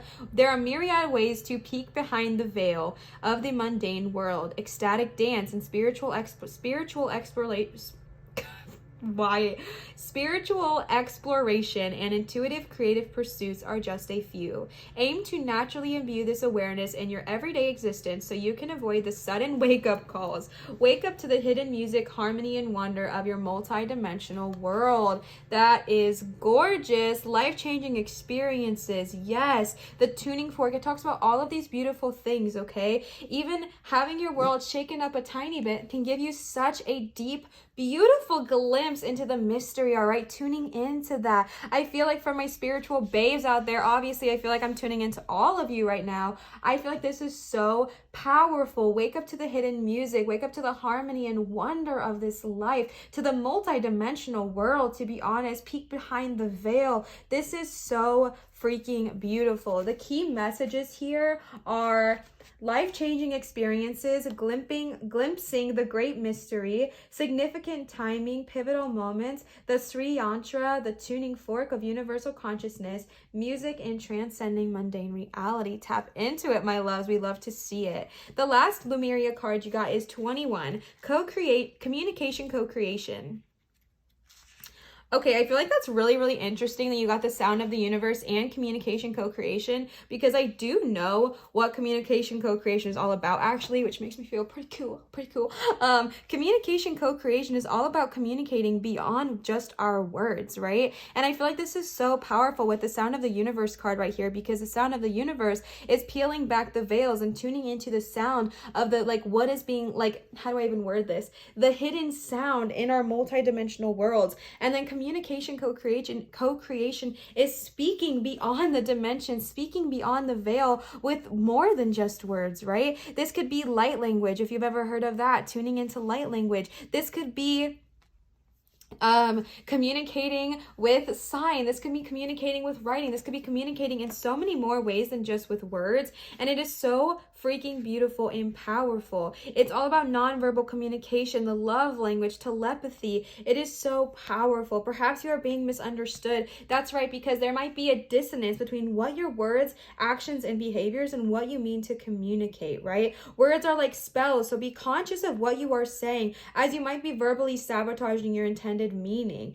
This is so powerful, and understand that words might mean different things to different people, right? Things might get lost in translation. And I feel like as healers, my love, as light workers, as healers, we have to be able to communicate in more than just one way, right? We have to be able to communicate with more than just our words. You can communicate your love with body language, with eye contact, with, nonverbal communication, with love language, light language, anything, sign, writing, music, whatever it looks like to you. There are so many ways and so many powerful ways to communicate with other people without just our words, without just what it is there. This is also the card of meeting your higher self. And I feel like you guys might already know your higher selves, but if you've been struggling getting in touch with them lately, tap into your crown chakra and welcome that bestie back into your life, okay?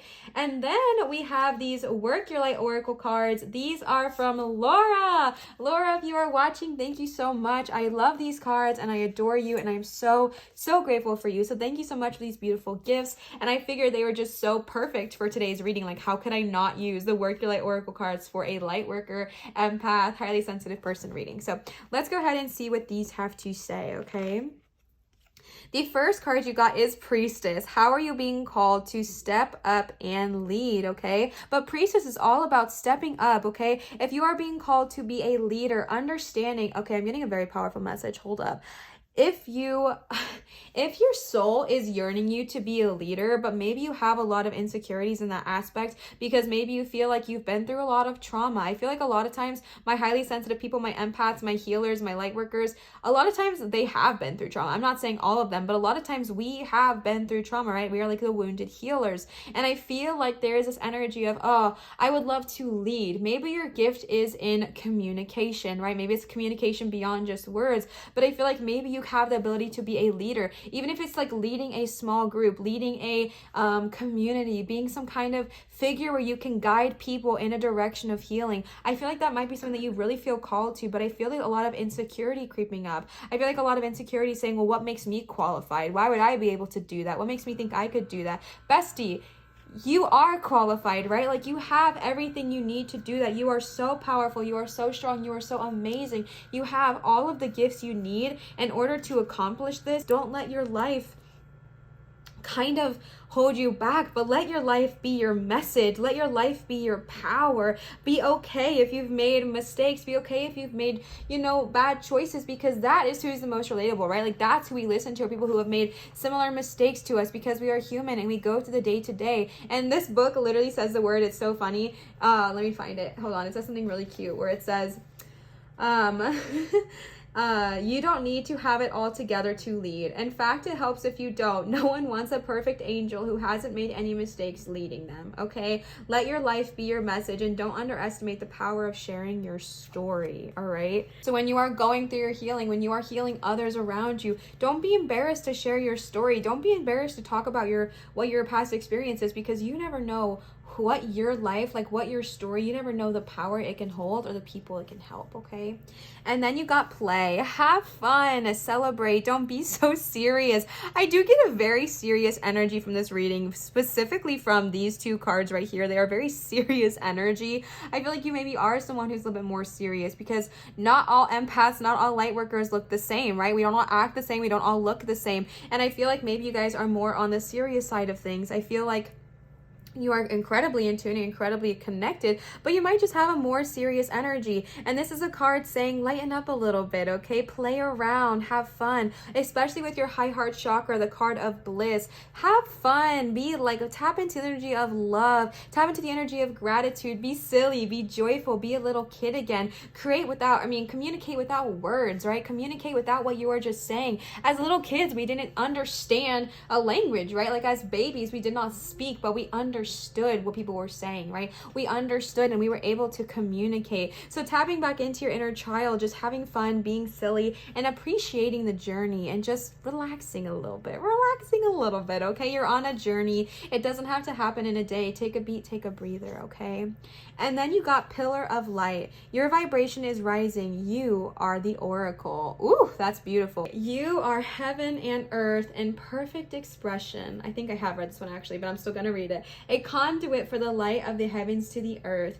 You are the rainbow bridge. I love you guys. Take time to meditate. Imagine yourself as a pillar of light, connecting the light of the heavens above with the earth. As the light shines through each of our chakras, you activate the rainbow bridge that many ancient scriptures speak about, raising your vibration and the vibration of the planet, linking the higher realms of the cosmos, guides, angels, and spirits with ancient wisdom, keepers and beings of planet Earth. Okay, sound of the universe and communication, co-creation. I mean, that's communicating without any words. You're literally connecting. You are able to link and connect the higher realms of cosmos, guides, angels, spirits with ancient wisdom, keepers, and beings by simply being you. Like, that is so beautiful. They dance together through you. They sing together through you. Without your body, without your voice, creations and your creations, neither can be expressed. For too long, we've been taught that God is outside of us, giving away our power to angels and spirit guides. But without you, they do not have a voice. Say it again for my friends in the back. Y'all know I was raised Christian, and this was so hard for me to wrap my head around when I started practicing spirituality, is that bestie, you are God, right? Like, I'm not saying like, oh, you're a God. No, you are God. You are a part of source. You are a part of creation. You are a part of the divine being. It is within you. Without you, they cannot speak. Like, you are the voice. You are who they speak through. Feel how amazing that is. Like, you are the freaking pillar of light. Oh, that makes me like, I just want to like tell you really loudly. You are the oracle. Do not look for guidance just outside, for you hold the wisdom of the entire universe in the portal of your heart and every cell of your body. Do not see the angels and guides as above you, for without you, they have no way of communicating. You are the oracle. You are the rainbow bridge. You are the pillar of light.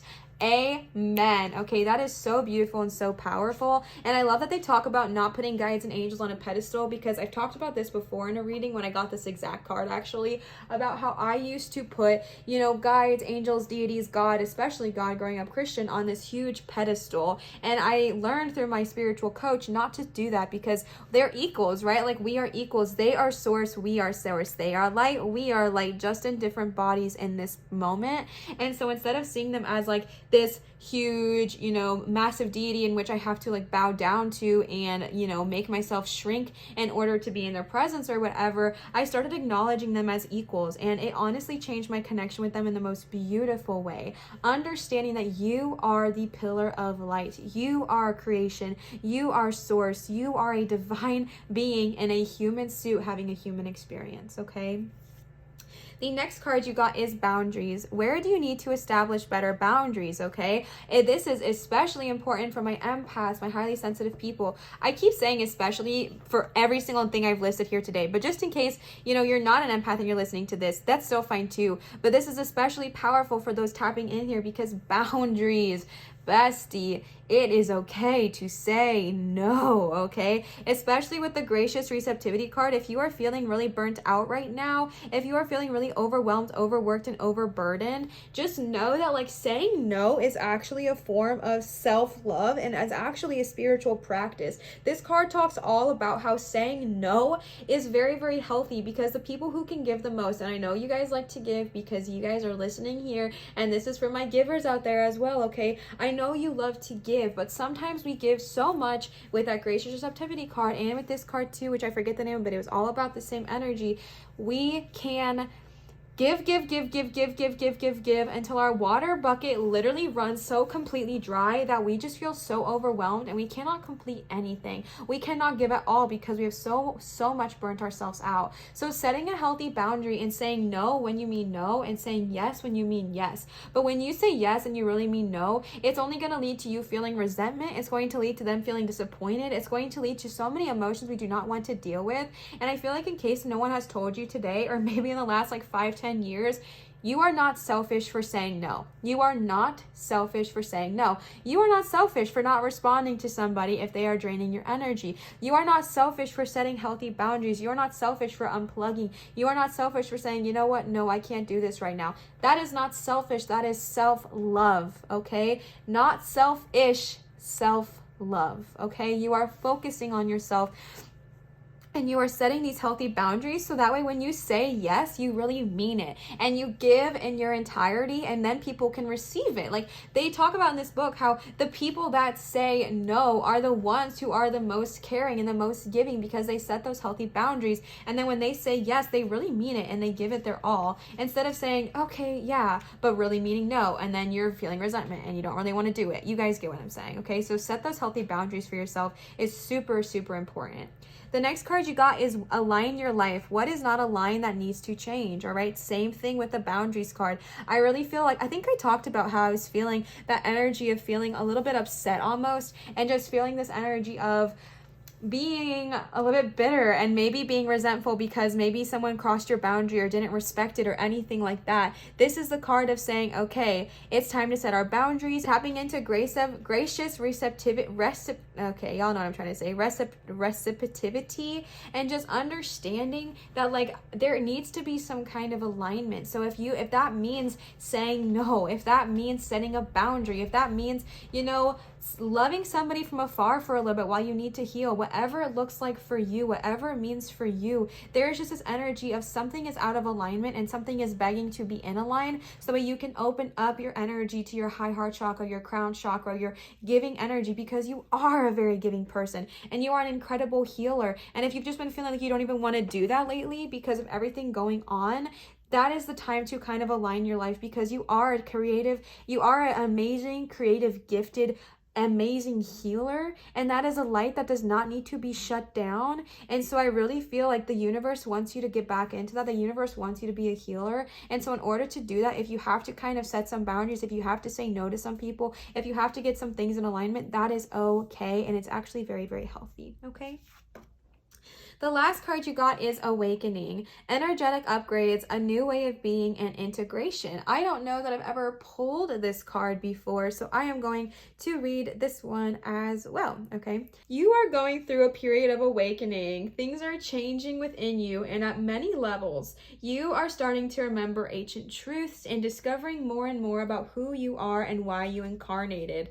That's never easy, but it's always beautiful, okay? You may find that you are experiencing past life flashbacks. Yup, seeing the invisible thread that is woven through all of life, or even feeling Kundalini Shakti rise through your body from the base of your spine. The most important thing for this is not to overthink it and to stay grounded, okay? Share your experiences with like soul people while you consciously integrate them. Journal and pay attention to your dreams. You are remembering and your soul gifts are emerging. I'm going to keep reading but I want to talk about that for a second. I talked about this in pile 1, and I think in my intro as well, how I feel like there's like a mass awakening happening right now with so many people in so many places, and I really feel this. And this was happening to me a lot last year, where I was just getting dreams or visions of like past lives or co-current lives, and it was really messing me up. And what really helped me was talking about it with the people I can trust, which was like my spirit tribe, and also journaling and writing everything down. If you do not currently have people you can talk to about it, keep a journal of your dreams and your past lives, and also attract that soul tribe to you, because this is a beautiful time. And if you get overwhelmed, if you get nervous, if you get anxious, just start to journal it, and I feel like you will soon be able to see the thread kind of weave itself together, okay? All right, I'm going to keep reading. During this time of transition and awakening, you may be called to devote yourself to being of service. Okay, there are ideas, truths, concepts, books, and creations waiting to be birthed into this world. Stay open to receiving them. Pulling this card may be a sign that you are here to birth one of these creations into the world, or perhaps you are being called to make a shift in your life in order to be of service. Don't think too much about it. Instead, repeat the following work your light activation, okay? I surrender to my awakening. I allow the Shakti energy to rise from the base of my spine. I open myself up to the universe, using me in a way that delights my mind, my body, and my spirit. That is dope. That is so beautiful. You guys are shifting. You guys are awakening. You guys are going through the dang thing. You guys are welcoming in the sound of the universe, the communication, co-creation. Maybe I have some people who have just recently started becoming a light worker, or who recently just kind of tapped into all of this. Bestie, do not be worried, okay? You are in the right place. You are doing the right things. And just understand that this is all happening for a reason. This is all happening for divine timing, okay? And just know that you are going through a very powerful awakening right now, and that's really cool. So tapping into that, welcoming that with loving, positive energy, and just when these kind of things come to you, whether it's dreams or whatever, just start to kind of journal them and write them down, so that way you can see, you know, a year from now, a month from now, how things kind of change. So that's what I did, and it was super helpful, okay? Then we are going to tap into the Divine Animal Oracle cards. These are from Nanda. Nanda, if you are watching, thank you so much. I love these cards and I adore you, and I am so appreciative. These cards are stunning. I've already used them so many times. Y'all already know. So thank you, Nanda, so much if you are watching. I really appreciate them, and I really appreciate you. So let's go ahead and see what the Divine Animal Oracle cards have to say. The very first card, oh my gosh, my left eye is twitching so bad. Holy cow. Okay, the Watcher, Snow Leopard. This is the cover of the deck, and I have never ever pulled this card before. I am so excited. I'm going to probably read a couple of these as well, because like I said, I've never ever pulled that card before. Wow, my eye almost twitched completely over to where I could not see. That's great. Number 23, Raven, News. All right. Number 27, Work, Beaver. I feel like I'm putting these down weird, sorry. And the last card you got is number 6, Honeybee, Reciprocity. Besties, you're literally kidding. I think it's this one, right? Gracious Reciprocity.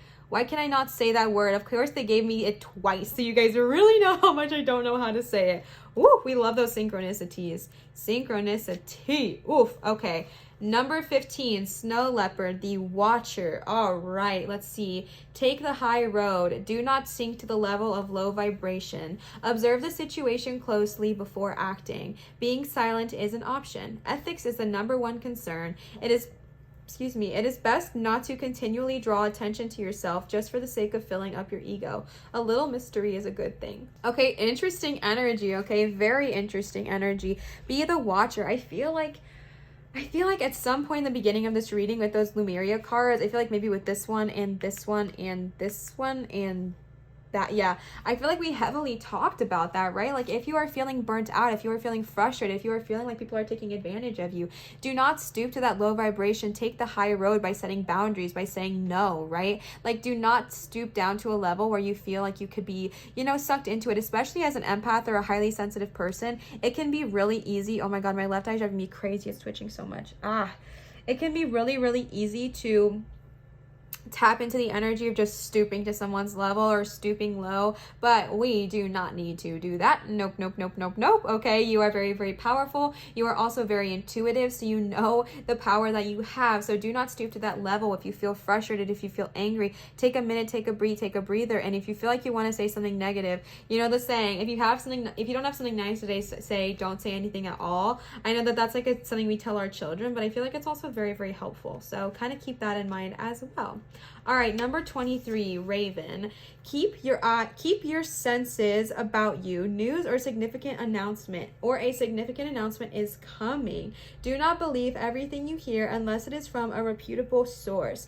Gather information and guidance before making decisions. We can stride through other worlds, just not this one, in order to not just this one, in order to understand our nature. Okay, again, talking about the awakening and going through different worlds. We love that, okay? But setting those boundaries, keeping your senses about you. If news comes your way, if you hear something very exciting coming up, just kind of keeping your senses about you and not getting overwhelmed too quickly, not believing everything you hear, but just kind of understanding and seeing where is this source coming from, okay? Who is this information coming from? Is it coming from somebody you can trust? Is it coming from somebody who just reads BuzzFeed sources, right? No hate to BuzzFeed at all, but you know, I've talked about this before where a lot of people will tell me something and I have had to ask them, you know, where did you find that? And if they tell me BuzzFeed, I'm just like, okay. Like, I know not to take everything that serious, so make sure you're getting your information from very credible sources and reliable sources and any news that kind of comes your way in the next, you know, whatever period of time.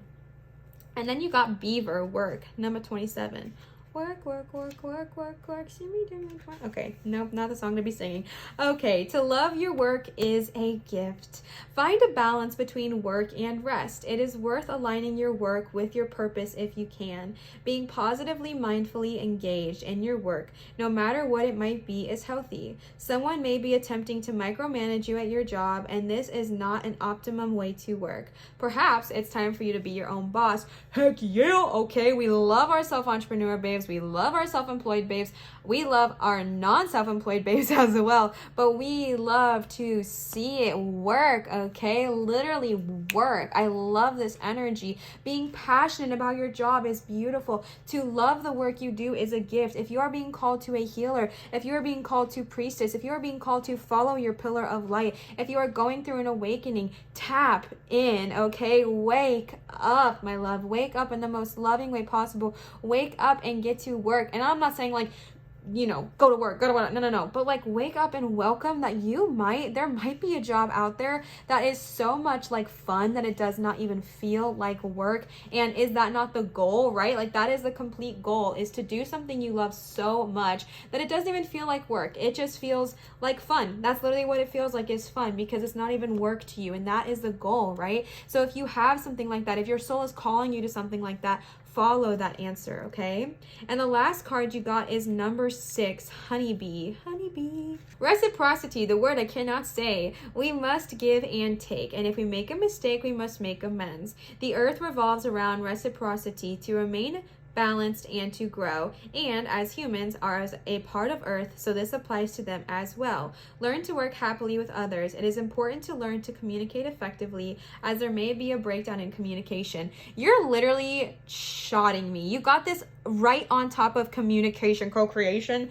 Bestie, remember that card talked about that there might be a dissonance because what we're saying and what we're doing are not lining up, right? Like, there might be a communication barrier here. So be receptive, be reciprocity, okay? There has to be an equal balance of give and take. You got that twice, and with communication, okay? So essentially like 3 times.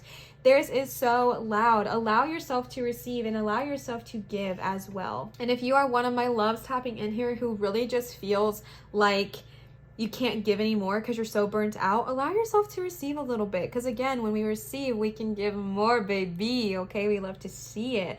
And then I pulled some goddess oracle cards for you. These are from my sweet cousin. I will not say your name in case you are not comfortable with that, but if you are watching, thank you so much. I love these cards. For these cards, what I did was I essentially asked if there are any goddesses who would like to kind of work with you, and Also, just any additional messages they have to share. So if you are someone who really likes working with goddesses and deities, these might be some goddesses who are wanting to reach out to you, wanting to connect with you. And if you are not someone who vibes with that, you don't have to do that, and you can just receive the message, okay? The first card you got is Ma'at, fairness. This situation will be handled in a fair and just manner. I do know how to pronounce their names now because of this book, so let me check and see if I'm saying their names right, because y'all came for me a little bit on the last one, which is totally fine. I understand it. So let me get 1 second. It's pronounced Matt. Okay, Matt. Okay, this is so beautiful. This situation will be handled in a fair and just manner. If you've been going through a lawsuit specifically, this is talking about it'll be resolved. A dispute is going to end harmoniously. You're going to be treated fairly. Keep everyone's needs in mind during negotiation, and release old guilt and shame, as these emotions are kind of can attract a punishing attack, which we do not need. Okay, this is so beautiful. I really feel like there was an energy of feeling, you know, like burnt out or overused or treated unfairly. And if you are feeling like you're being treated unfairly, if you are feeling like you are just attracting people who are just using and abusing you, call Matt in and ask them to kind of help with this situation, and ask her to help guide you in any way that she can, and then trust that she is bringing fairness into this situation. And I love what she said there. I love what they talked about there about releasing old guilt and shame, as these emotions attract a punishing attack. We do not need to hold on to guilt and shame because it does not serve us, okay? It does not benefit us in any way, shape, or form. So in the best you can, releasing old guilt and shame. Then you got soulless. Spend time near water, such as a lake, river, or the ocean, to recharge your batteries, okay? This is so powerful. If I have any water signs tapping in here, hi, hello, welcome. A lot of my water signs are empaths with all of those emotions running high. So if you are a water sign, tap in. This talks about going for a meditative walk near water, take a vacation near the ocean, take a sea salt bath to detox your body, go for a swim, drink more water.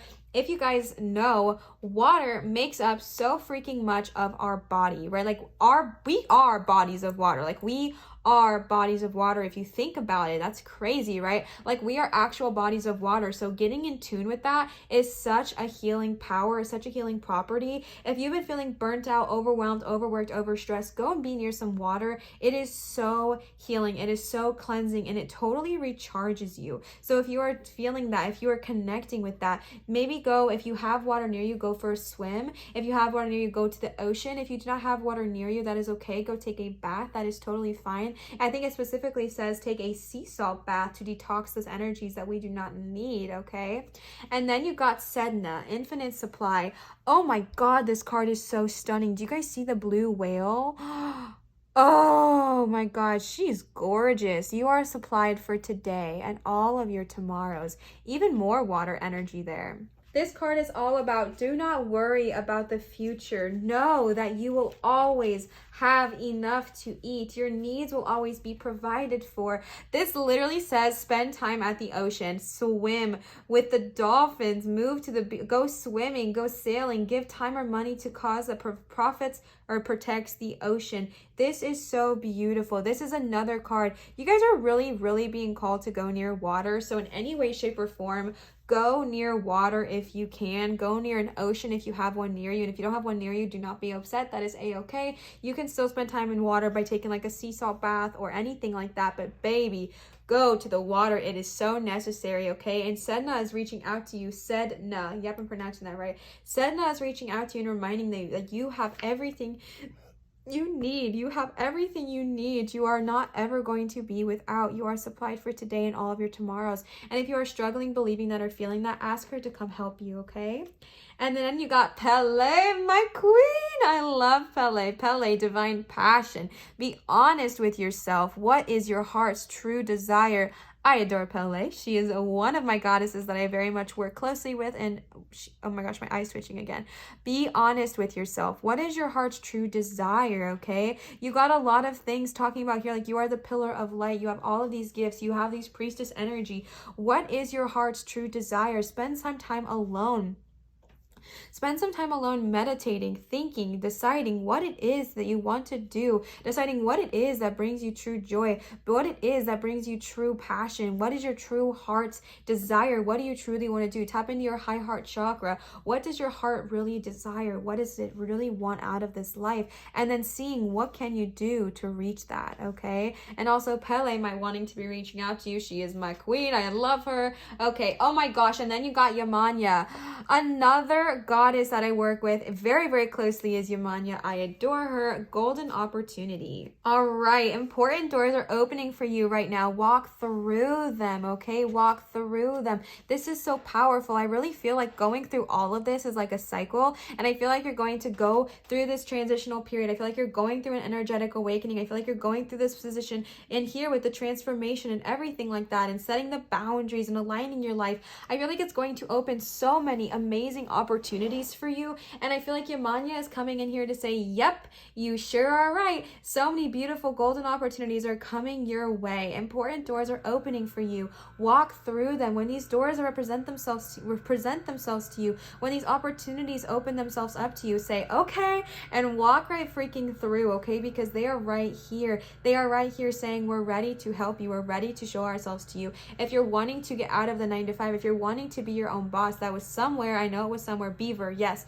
If you're wanting to be your own boss, if you're wanting to work your own job, tap into that, okay? Because this might be an opportunity that is awakening. This might be an opportunity that is showing themselves to you, and that's really very, very, very powerful, all right? And then Yamanya, like I said, might also want to work with you. The last card you got here is Green Tara. Start delegating. Ask others, including me, to help you instead of trying to do everything yourself. I mean, okay, boundaries, like we hear it, right? Like if you're having that hard time, if you're having a hard time when I talked about the boundaries cards, accepting that and understanding that you might need to ask people for help, including Green Tara, ask Green Tara to help you ask for help, right? Like it's okay. And it's okay to say no. It's okay to not have to do everything. It's okay to not have to carry everything on your own. It is okay. You do not have to do this alone. You are okay to ask for help. You are okay to ask for guidance. Leo.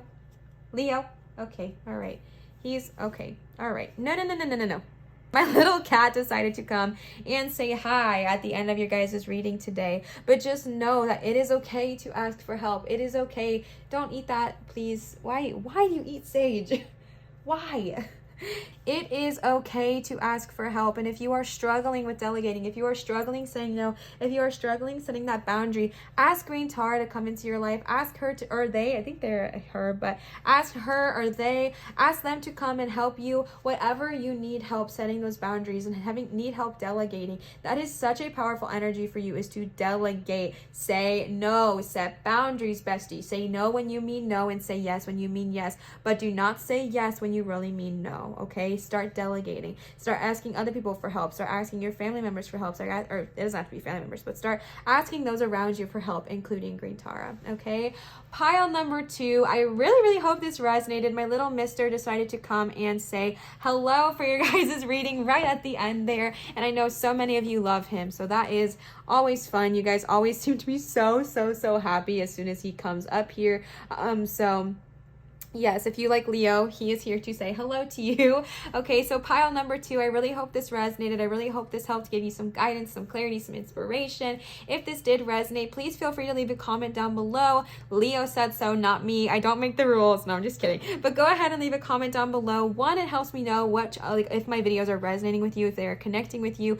2, it totally helps my channel growth. It makes it so, I don't know how to say it, like it is so beneficial for my channel when you comment and subscribe or like or engage in any way, shape, or form. So if you are someone who really wants to help support my channel, that is a very easy way to do so. So please feel free to communicate and comment down below in the comment section. And also, I love connecting with you guys. So yes, I want to give that reminder. And I want to give another huge shout out to everyone. Okay, Raquel for the gorgeous Beyond Lumeria cards, to Laura for the stunning Work Your Light Oracle cards, to Nanda for the Divine Animal Oracle cards, and to my sweet, beautiful cousin for the Goddess Guidance Oracle cards. I love all of them, and I'm so grateful to all of you. If you are wanting to support me or my channel, I always leave my Venmo down below in my description box. If you would like to leave a tip, it is never required, besties. Y'all know the tea, but it is always appreciated. Now that I am doing this full-time as my job, tips and things like like that are the reason I'm able to continue to do this full time. So I really, really appreciate it. Again, not required, but definitely received and appreciated with so much love. I wanted to remind you guys that I do accept private tarot readings at Tell 'em, Leo. Yep, marinastarot.com, www.marinastarot.com. If you are wanting to book a private one-on-one session with me, that is the place to do so. Thank you guys so much for all of your support. Thank you so much for being a part of this family. I love you. I adore you. I really hope this resonated. Always remember to show others love, show your light and shine so bright, and I will see you guys for my next video. Bye, Pile 2.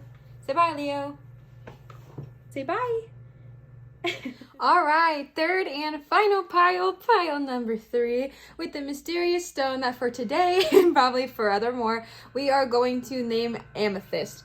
Really air conditioning, so every single time. So yes, you guys chose the beautiful raw stone here that we are going to call Amethyst.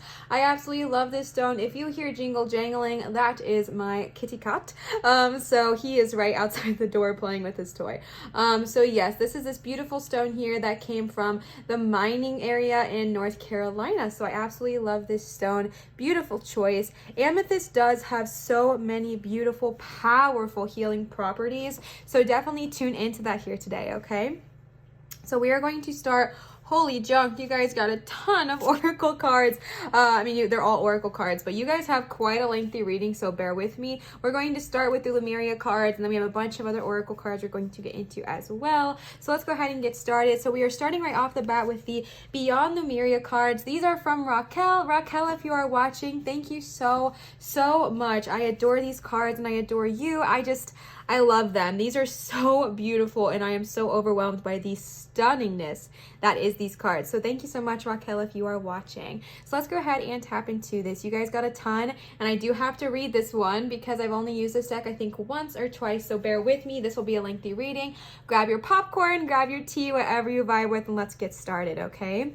So, oh, and again, as a reminder, we are tapping into the energy of any guidance, any assistance, any information, or any encouragement from my light workers, my empaths, my highly sensitives, my intuitives, any of that, all you good jazz, all that good jazz, all of you out there, okay? So the first card you got is Solar Plexus Chakra. All right, starting right off the bat with a chakra. We love it. Number 4. Just kidding. 2 chakras. Third eye chakra. Number 8. All right, besties, we might need some aligning. Okay, yep, number 5, heart chakra. What? Oh my gosh. Number 48, surrender. I'm obsessed with this card. I think it is so freaking stunning. Okay, the next card you got is Furred and Feathered Friends. Oh, I love it. Can you guys still see? Yes. Ooh, we love that. Okay. You guys got so many, bear with me.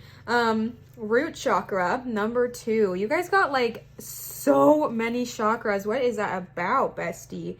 There might need to be some aligning happening, okay? Number 35, luminescence. Cute. I know you guys can't see this. Don't worry, I'm going to adjust everything. Number 30, healing. And the last card you got is number 46, Starseer. Ooh, that's stunning. Okay, as per usual, I'm going to readjust everything and I'll be right back. All right, so let's go ahead and tap into this. You guys start right off the bat with 3 chakras and your root chakra. Like, there is a lot of chakra energy here. When I'm seeing this many chakras, it kind of shows me that you might need to do some chakra healing or get some stuff into alignment, and that is not a bad thing. I have to align my chakras all the freaking time, okay? But some of your chakras might just be kind of calling out to you here and just saying, hey, give us a little bit more attention, all right? So starting right off the bat with number 4, solar plexus chakra. All right. All right, this is the chakra of your personal power, your independence, your self-discipline, your confidence, and your assertiveness, your decision-making, belief, your intellectual abilities, and your expression of will, okay? The solar plexus chakra is the radiant center of our being. It holds the vibrant spark that brings our passions to life. Enter this space to step away from playing small unworthiness, the idea that you are taking up space, and insecurity-based competitiveness. Allow yourself to be attuned to the abundant life force that resides within the center and be energized, motivated, fueled with inspiration, enthused, and clear-minded, so you can bring forth more of yourself and what you wish to birth into the world. As you discover a deep, real sense of self-empowerment, you can more confidently lift others up in celebration, harmonizing differences and shifting hierarchical paradigms into collective co-creation. Remember that you are a powerful being who can connect with potent life force energy as and when you need to. Be aware of what fuels your fire and consider circumstances where you had your power taken away. Imagine all the fragments of your energy that you have given away at some point and bring them all back to the center of your being, okay? I love that. That talks about we do not need to compete, okay? We do not need to sit in those insecurities of feeling like we need to play small or that we are not worthy of being great or we're being insecure of taking up space. No, take up space, sis. Got the room for this, okay? And I'm not just talking about my female friends out there, but take up space, everyone, okay? Take up space. You are light. You are pure light. You are so much beauty and passion and wonderful personal power and confidence, and it is ready to bring forth, okay? I just feel like, honestly, I feel like these chakras we're talking about here just really need some extra love and attention right now, to be honest with you.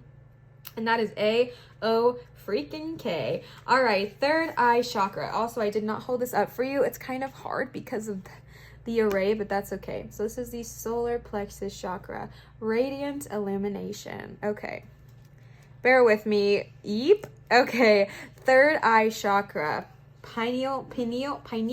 Why can I not say that? Perspective, okay?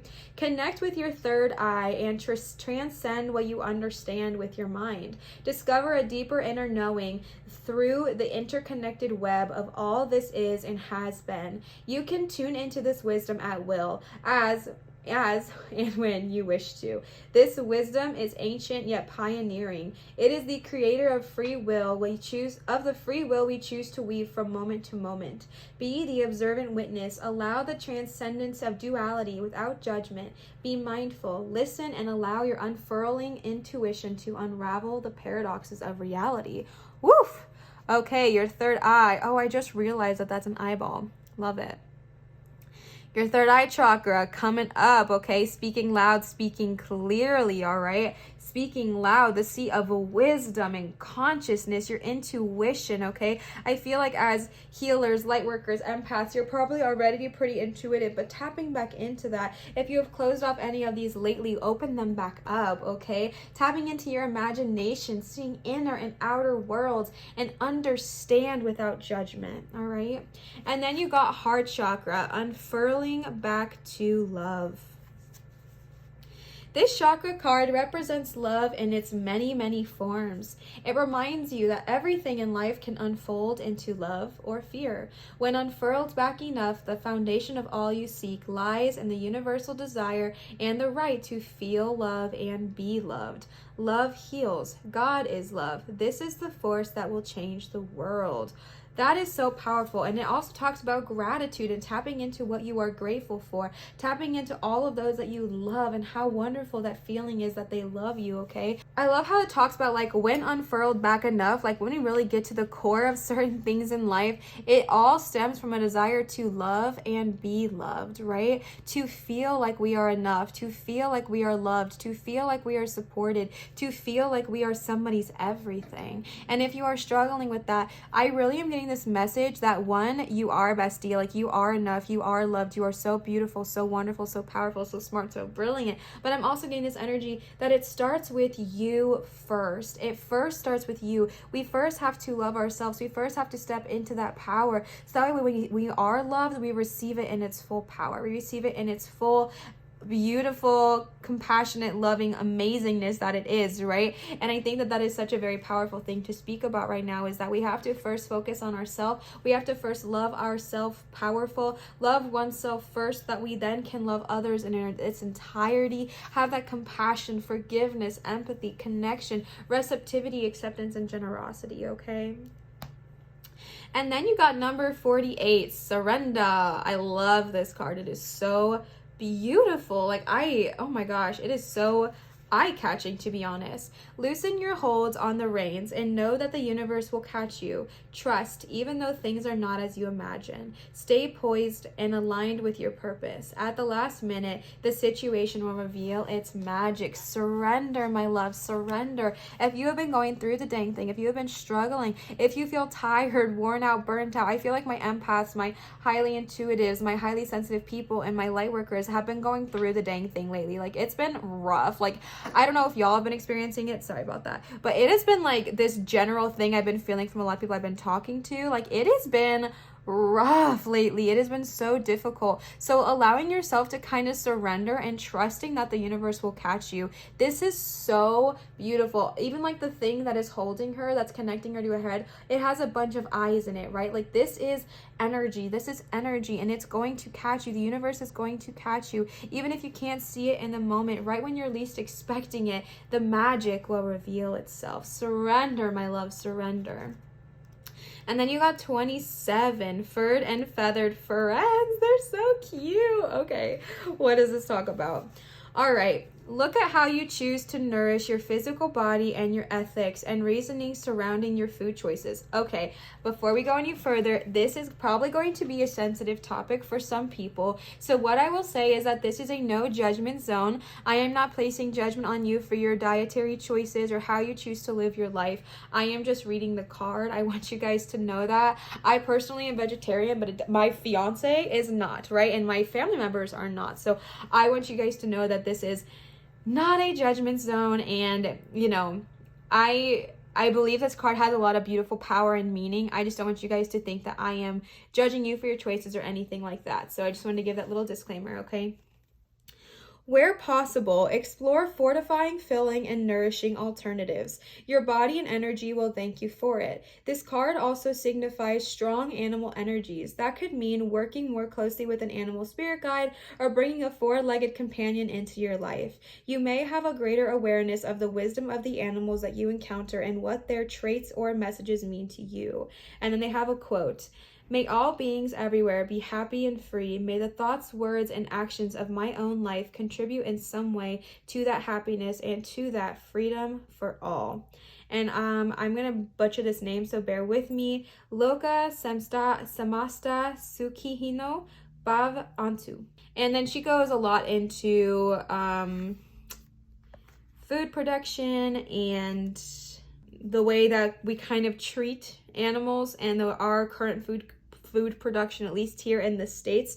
So, you know, just looking at how you treat your body and looking at what you kind of put into it, and then exploring maybe meat alternatives, because animals are divine beings. Animals are complete and perfect beings that also have hearts, feelings, emotions, energy, all of that good jazz. So again, I'm not trying to tell you what to do. You guys know that, but take this energy how you will. If you have been called to a vegan or a vegetarian path, this might be another confirmation that you might want to take that path.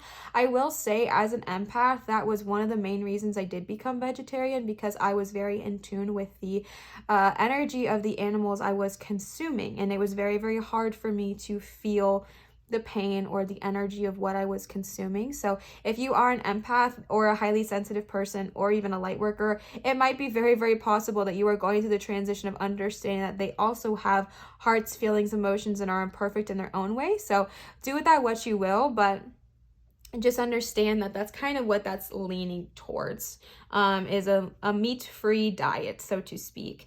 And then you got root chakra. Let's see what root chakra has to say. All right. This image speaks of finding a home within yourself, a sense of deep inner peace, and a strong sense of grounding and being centered. Here, you can be released from the grips of survival into a place of thriving. There is trust, connection to community, and you can rely on others and joyfully understand your responsibilities in turn. You are held and have strong foundations for all aspects of life. With your guard down, you have the tools to ride the waves if if you need. Everything is okay. That's the second card that talked about everything is okay there. If that's something you are struggling with right now, bestie, understanding you are okay. Everything is working out in divine timing, okay? If you are struggling, feeling connected, go spend some time outside with Gaia. Spend some time with Mother Earth. Spend some time in nature. Whoa, sorry. And just kind of connect yourself and connect that root chakra. The key messages here are foundations, grounding, basic needs, survival, physical identity, responsibility, the place where we build our lives, and time in nature. The next card you got is luminescence. I love how they separated that word luminescence to luminescence. Super freaking cute. Let's see what it has to say. All right. Consider the parts of yourself you may not be accepting. You may be experiencing an inner dissonance due to what you are trying to push away. This card is about self-love. That is the deep, compassionate, unconditional love of self that brings you into wholeness. Luminescence means the essence of light. There is nothing that makes us shine more than a heart that is full of love. Didn't you get heart chakra? You did. You can shine through the shadows most gracefully when there is no fear within. Accept your shadows so they can more easily resolve. Allow more love and light inside and out of your world. I mean, you got heart chakra, surrender, root chakra, solar plexus, third eye, and luminescence. That is powerful. And the third and feathered friends, okay? If you are not addressing some parts of yourself that maybe you are ashamed of or that you feel embarrassed by, bestie, there is no need to feel that way, okay? Just addressing our shadows makes it easier to walk through the light. Addressing our shadows also makes it easier to address them, and then we can walk through the light in our entirety, okay? I love that card. This is all about self-love and accepting the parts of ourselves that we're not necessarily proud of, right? Let light shine into the darkness being like shadows or things about ourselves that we're not fully accepting, okay? Removing your heart armor and the fact that you got the freaking heart chakra, bestie, listen up, okay? Like, that is deep. You got the heart chakra. This is about removing the armor from your heart and allowing and accepting your shadows as the flip side of your strengths, okay? Authenticity is so key here. And then you got number 30, healing. Let's see what this is about. I feel like it's going to kind of go right on par. Okay, extend the margins of your awareness. Revisit the situation in question from a broader perspective or higher vibration with a focus on healing. This will help you decipher what is real, possible ways forward, and whether an issue is really a problem at all. This card can also signify the universal push that inspires you to explore your healing abilities, however that looks to you. Okay, my little healers out there, looking at things from a different perspective, okay? Looking at things and saying, okay, is this really a problem, or am I just being triggered by one of my shadows? Is this really a problem, or is this just something I don't want to hear, okay? Healing and expanding and understanding and knowing the healing powers that you have, the healing gifts that you have, and how best you can give that to the earth. And it might have to do with animals, since you did get the furred and feathered friends.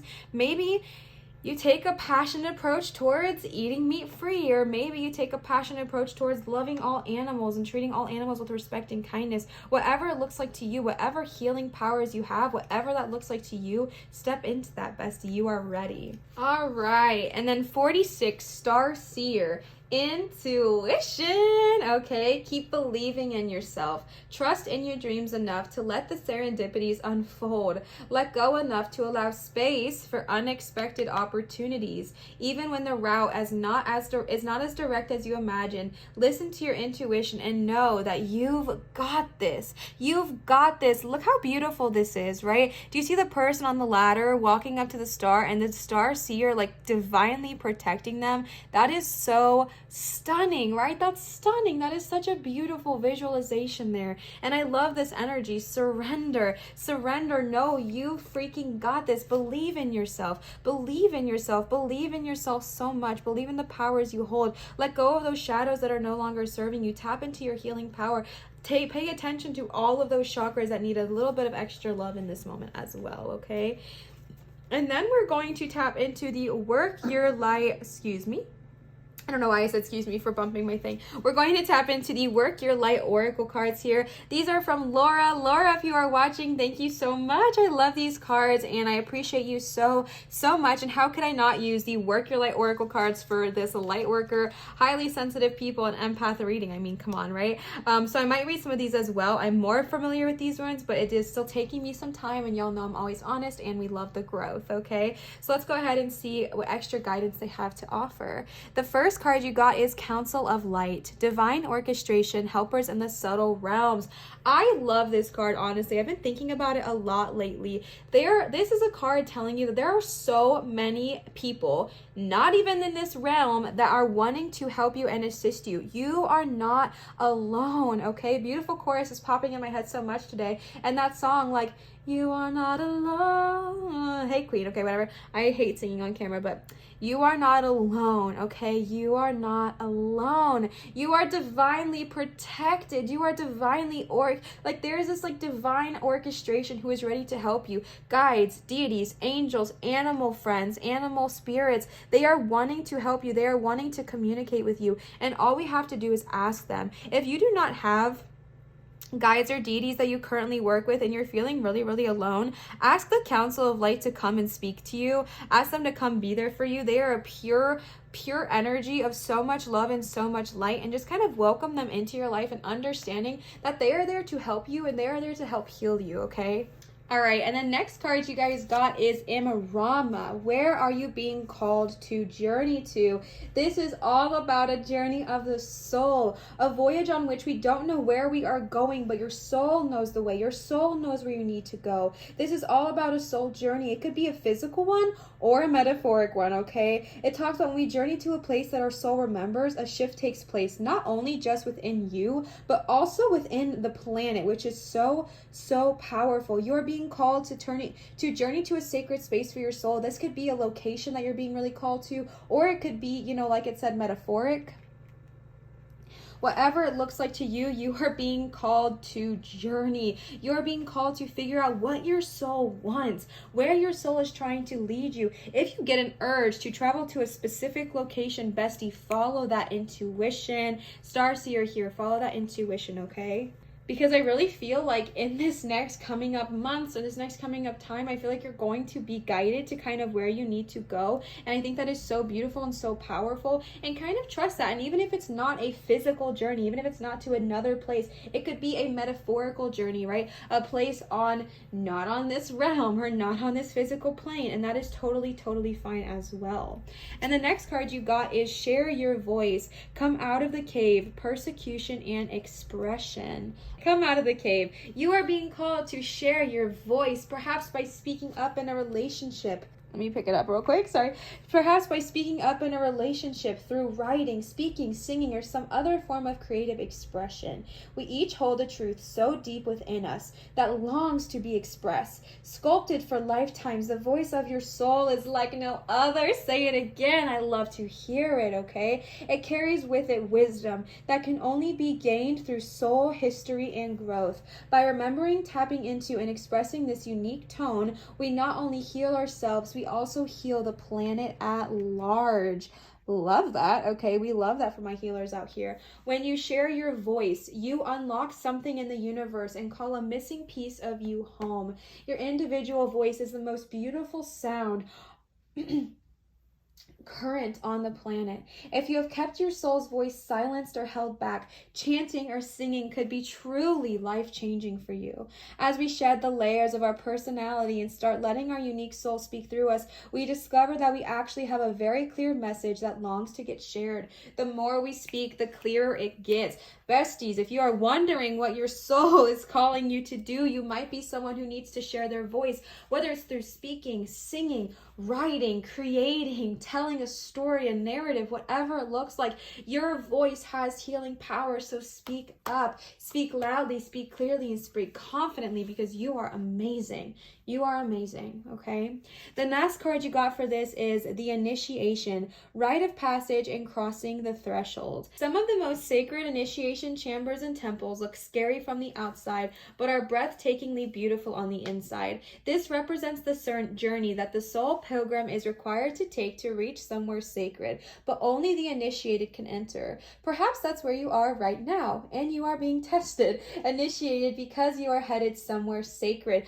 That's literally Emrama, right? Like you're heading to the sacred space. Maybe it's to be initiated. Okay. Initiations require that we cross the threshold from one world or state of being to the next. We are called to face what scares us and to be willing to lose it all in order to gain a new way of being, a safety, of security, of depth, and of meaning. Initiations, like rites of passage, mark the shift from one age to the next and can take place because of emotional turmoil, great loss, grief, or devastation.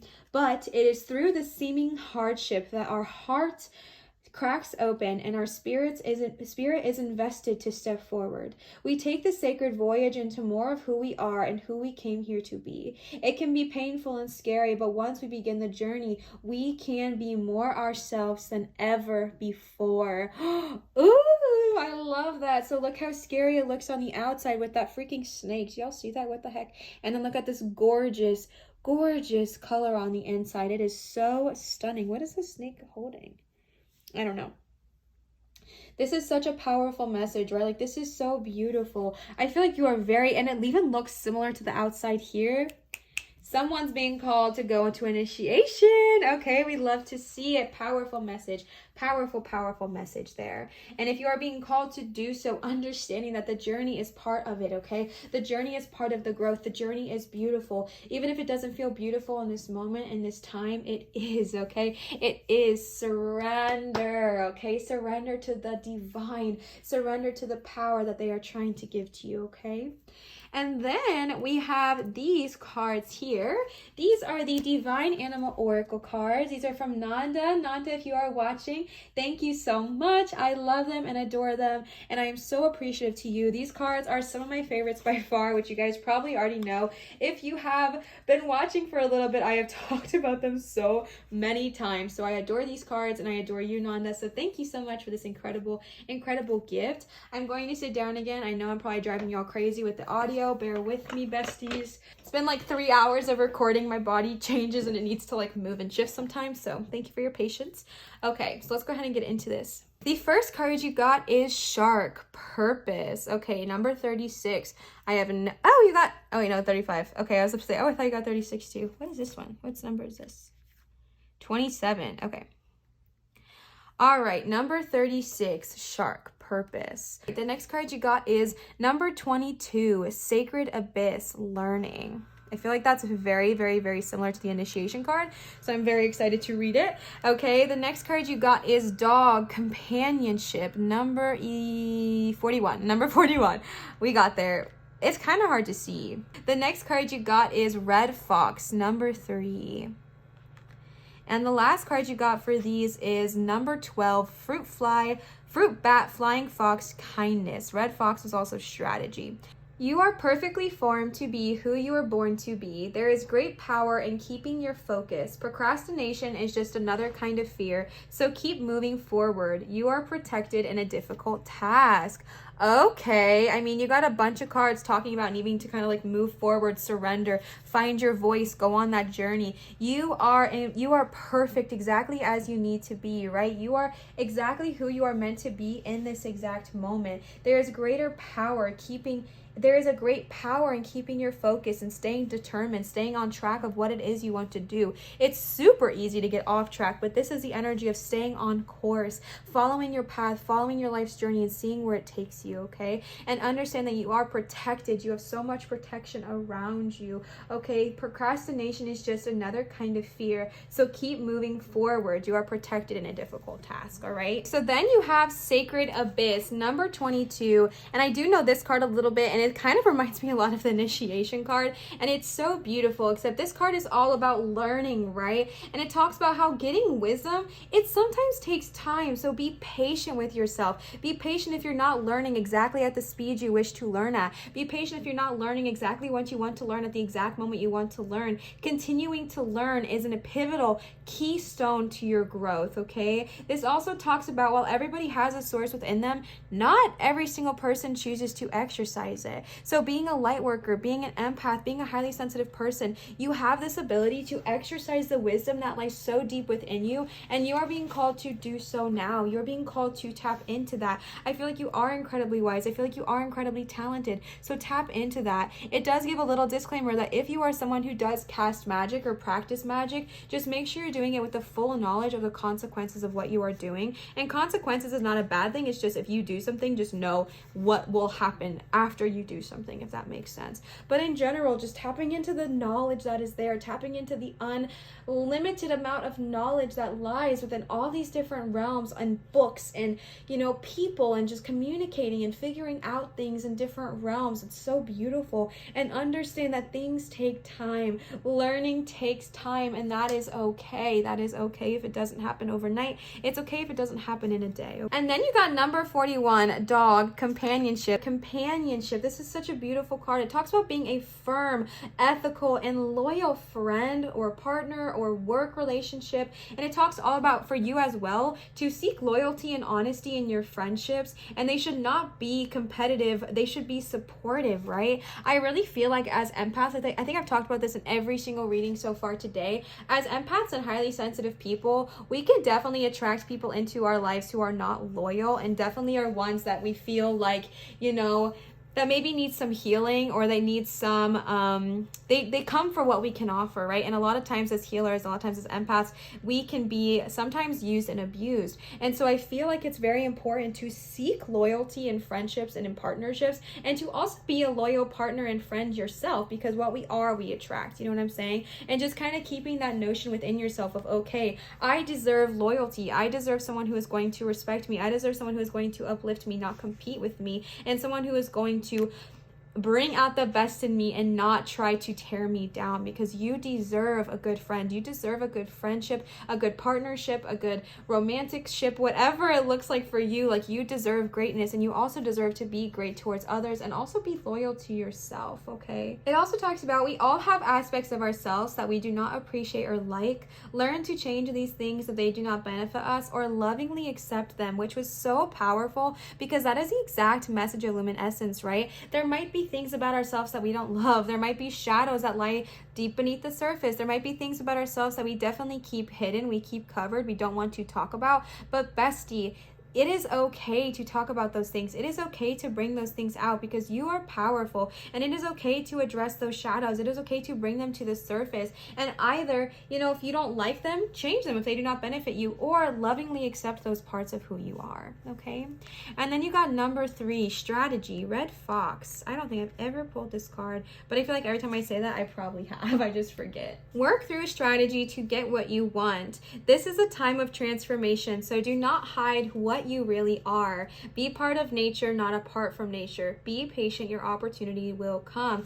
That is so freaking beautiful. Be a part of nature with the animals here. Be a part of nature. Be a part of those animals, those creatures, especially with the cute red fox sitting upon her hat. This is stunning, right? Like, be a part of nature. Tap into that aspect of yourself. And also, do not hide from what you really are, luminescence and dog. Do not hide from those shadows that lurk beneath. Address them head on, and either deal with them or accept them. You know what I'm saying? Like, I'm getting this loud energy that you have just been avoiding and hiding in the shadows for a little bit. And bestie, it's time to come out. It's time to welcome in. It's time to heal what does not serve us and welcome in the beauty of all that we are, okay? And understand that it is coming to you, Sacred Abyss and Shark. It is coming to you. Your purpose is here. Your purpose is coming to you. Be patient. It'll come to you at the right exact time, okay? The last card you got is number 12. Fruit bat and flying fox. Kindness. Choose kindness, which isn't always the easy way. Kindness will always be repaid. Consider others in your decision, especially those with less power than you. Repay your debts and spread the seeds of goodwill, and your fortunes will grow. I mean, hello, heart chakra. Hello, healing. Hello, starseer. All of this, right? Like, being kind, being loving. It's not saying it's always the easiest route. It's It's not saying it's always the most comfortable route, but what it is saying is that it will always be beneficial. It will always be repaid. Kindness is always repaid. And so if you are struggling with that lately, tapping into it a little bit and being like, okay, how could I be more kind in this situation? I know it's very hard being someone who is highly sensitive and very empathetic. Oh, my cat just tried jumping up here and missed. He made it. Okay, definitely not where I want you to be right now. That's okay. That's a good location. Not the fire, not the fire. Thank you. Mr. Leo Bug came to visit you guys for a little bit. I know so many of you guys love him and think of him as a very positive omen. He is literally searching for the fire. No, you guys love him and think of him as such a positive omen when he comes and visits your spread. So he is here today for you. So here he is. If you need a little bit of extra protective energy, my mister is here to say hello. Incredibly spiritual cat. Y'all know the drill, okay? So yeah, just understanding. I don't even remember what that card was. Fruit bat. Oh, Leo, that's fire. Okay. And then so to finish off this reading, I pulled these Goddess Oracle cards for you. These are from my sweet cousin. I'm not sure if you want me to say your name on here, so I'm not going to. But if you are watching, you know who you are, and I'm so grateful to you. So thank you so much. For these cards, what I did was I, one, asked if any goddesses would like to communicate with you or work with you, and two, any kind of general messages they have. So if you are someone who likes to work with goddesses and deities, these are three that are very interested in working with you. And if not, that's totally fine. You can still receive the message without having to work with them. It's totally okay. I just want to give you guys a little disclaimer. So let's go ahead and see.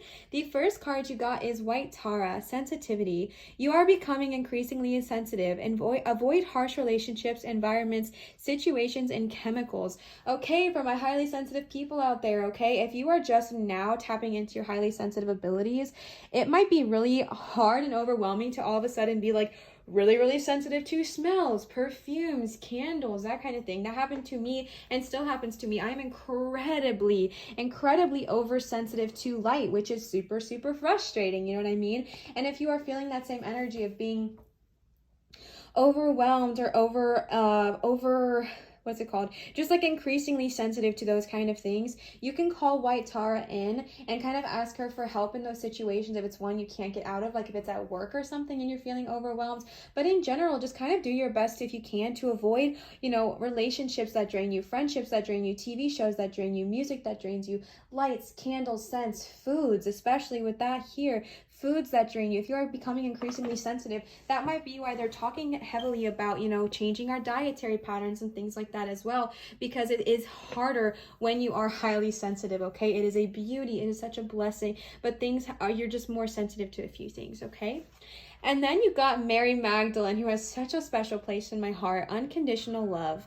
Love yourself, others, and every situation, no matter what the outward appearances may be. I feel like you got,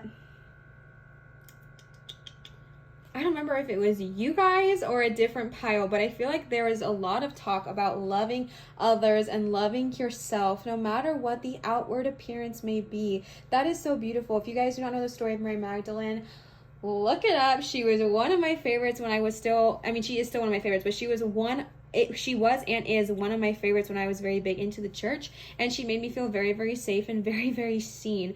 Okay, so this is such a beautiful card. Love yourself and others. Focus on your self-love as well. Love yourself and others, regardless of what their outward appearances may be, regardless of if you don't, you know, vibe with the way they dress, or you are placing judgments on their home life, or whatever it looks like. Unconditional love is so powerful, and honestly, the world needs freaking more of it. Like, the world needs more love, the world needs more compassion, the world needs more kindness. And if that is something that you can offer, then please offer it. And you got kindness here, right? I think that's what I was thinking of. You got kindness here. Fruit bat with the flying fox. Being kind, it's not always the easiest thing, but it is so necessary and so beautiful. And Mary Magdalene is also asking you to do the same thing there. The last, and again, you can call on both of these ladies if you would like to work with them as well. The last card you got is, one of my favorites, Kuan Yin, Avalokiteshvara. We love.